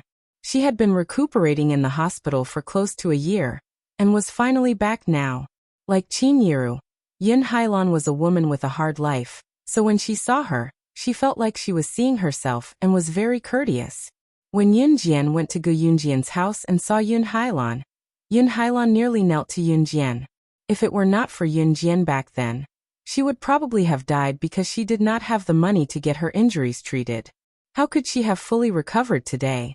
In the end, it was Qin Yiru who stopped Yin Hailan, who was about to kneel. Xiaozhu is an obedient and sensible child. We haven't spent much time together, but we're like a family. You're Xiaozhu's mother.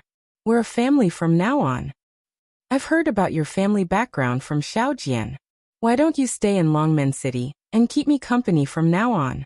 We've been with Xiaozhu for a year. We can't bear to let him go. You stay. The place I work at is hiring. You can come to work with me and we can take care of each other. Don't leave. Qin Yiru stopped Yin Hailan, who was about to kneel before her, and blurted out everything she wanted to say. Sometimes, things that could be solved with just a few words had to be made like a parting of life and death. If Qin Yiru had not said those words, Yin Hailan would have left with Xiao Yunju. After all, she was embarrassed to stay here. However, what Qin Yiru said made Yin Hailan waver. Longmen City's economy was more developed than Yin Hailan's hometown. The security here was much better, so there was no need to collect protection fees. Therefore, Yin Hailan thanked Yin Jian and Qin Yiru a few times, and was just short of kowtowing. In the end, she stayed with Xiao Yunju. After that, Yin Jian wasn't worried anymore. At first, he was worried that Yin Hailan would insist on taking Xiao Yunju away. But from the looks of it, Xiao Yunju wouldn't go with Yin Hailan. Yin Jian was relieved. After Adam announced the good news, Mo's son, as the older brother, began to arrange Adam and Lan Su's wedding date. Lin Wei returned to an Hun organization while Shuang brought Si Luo back to an Hun organization to have a baby. His bet with Adam was still there. Everything seemed to have gone back to square one. Ce had returned to an Hun, and this time, it was Yin Jian who chased him back to an Hun. When everything was settled, Yin Jian put on her shoulder bag, which contained the butterfly knife given to her by Muing, as well as the things she usually carried, and set off for the martial arts family. The letter Lan Su gave her contained the detailed address of this martial arts family. This martial arts family was different from other martial arts families. It was located in a small ravine in a very poor mountainous area. It would take more than 3 hours to get from the city to the county in the mountainous area, and then to the nearest town. After that, it would take 1 or 2 hours to reach the destination on foot. The nearest town to the destination was called Yinling Town. It was a very fairy-like name. Yin Jian's destination was a place called Yinling Mountain. The martial arts family was built on Yinling Mountain. The construction of this martial arts family was similar to a large temple, but it wasn't a place to burn incense and pray. When Yin Jian arrived at Yinling Town, she was carrying her shoulder bag. Just as she asked the boss of a shop for the location of Yinling Mountain, the boss asked her in surprise, You're going to Yunling Mountain too? You're going to the martial arts family, the Huang family, to learn martial arts, right? Yinjian nodded. Naturally, she wouldn't reveal her intentions. Haha, the Huang family's martial arts are famous. Many people have come to the mountain recently to learn martial arts. You're tuning in to the Li Mei's Wuxia Whispers YouTube channel.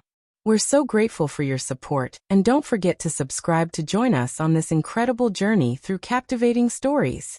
Your generosity through donations truly makes a world of difference, as it's the primary source of revenue that allows me to expand and enhance this channel for you. Thank you from the bottom of my heart for being a part of this adventure.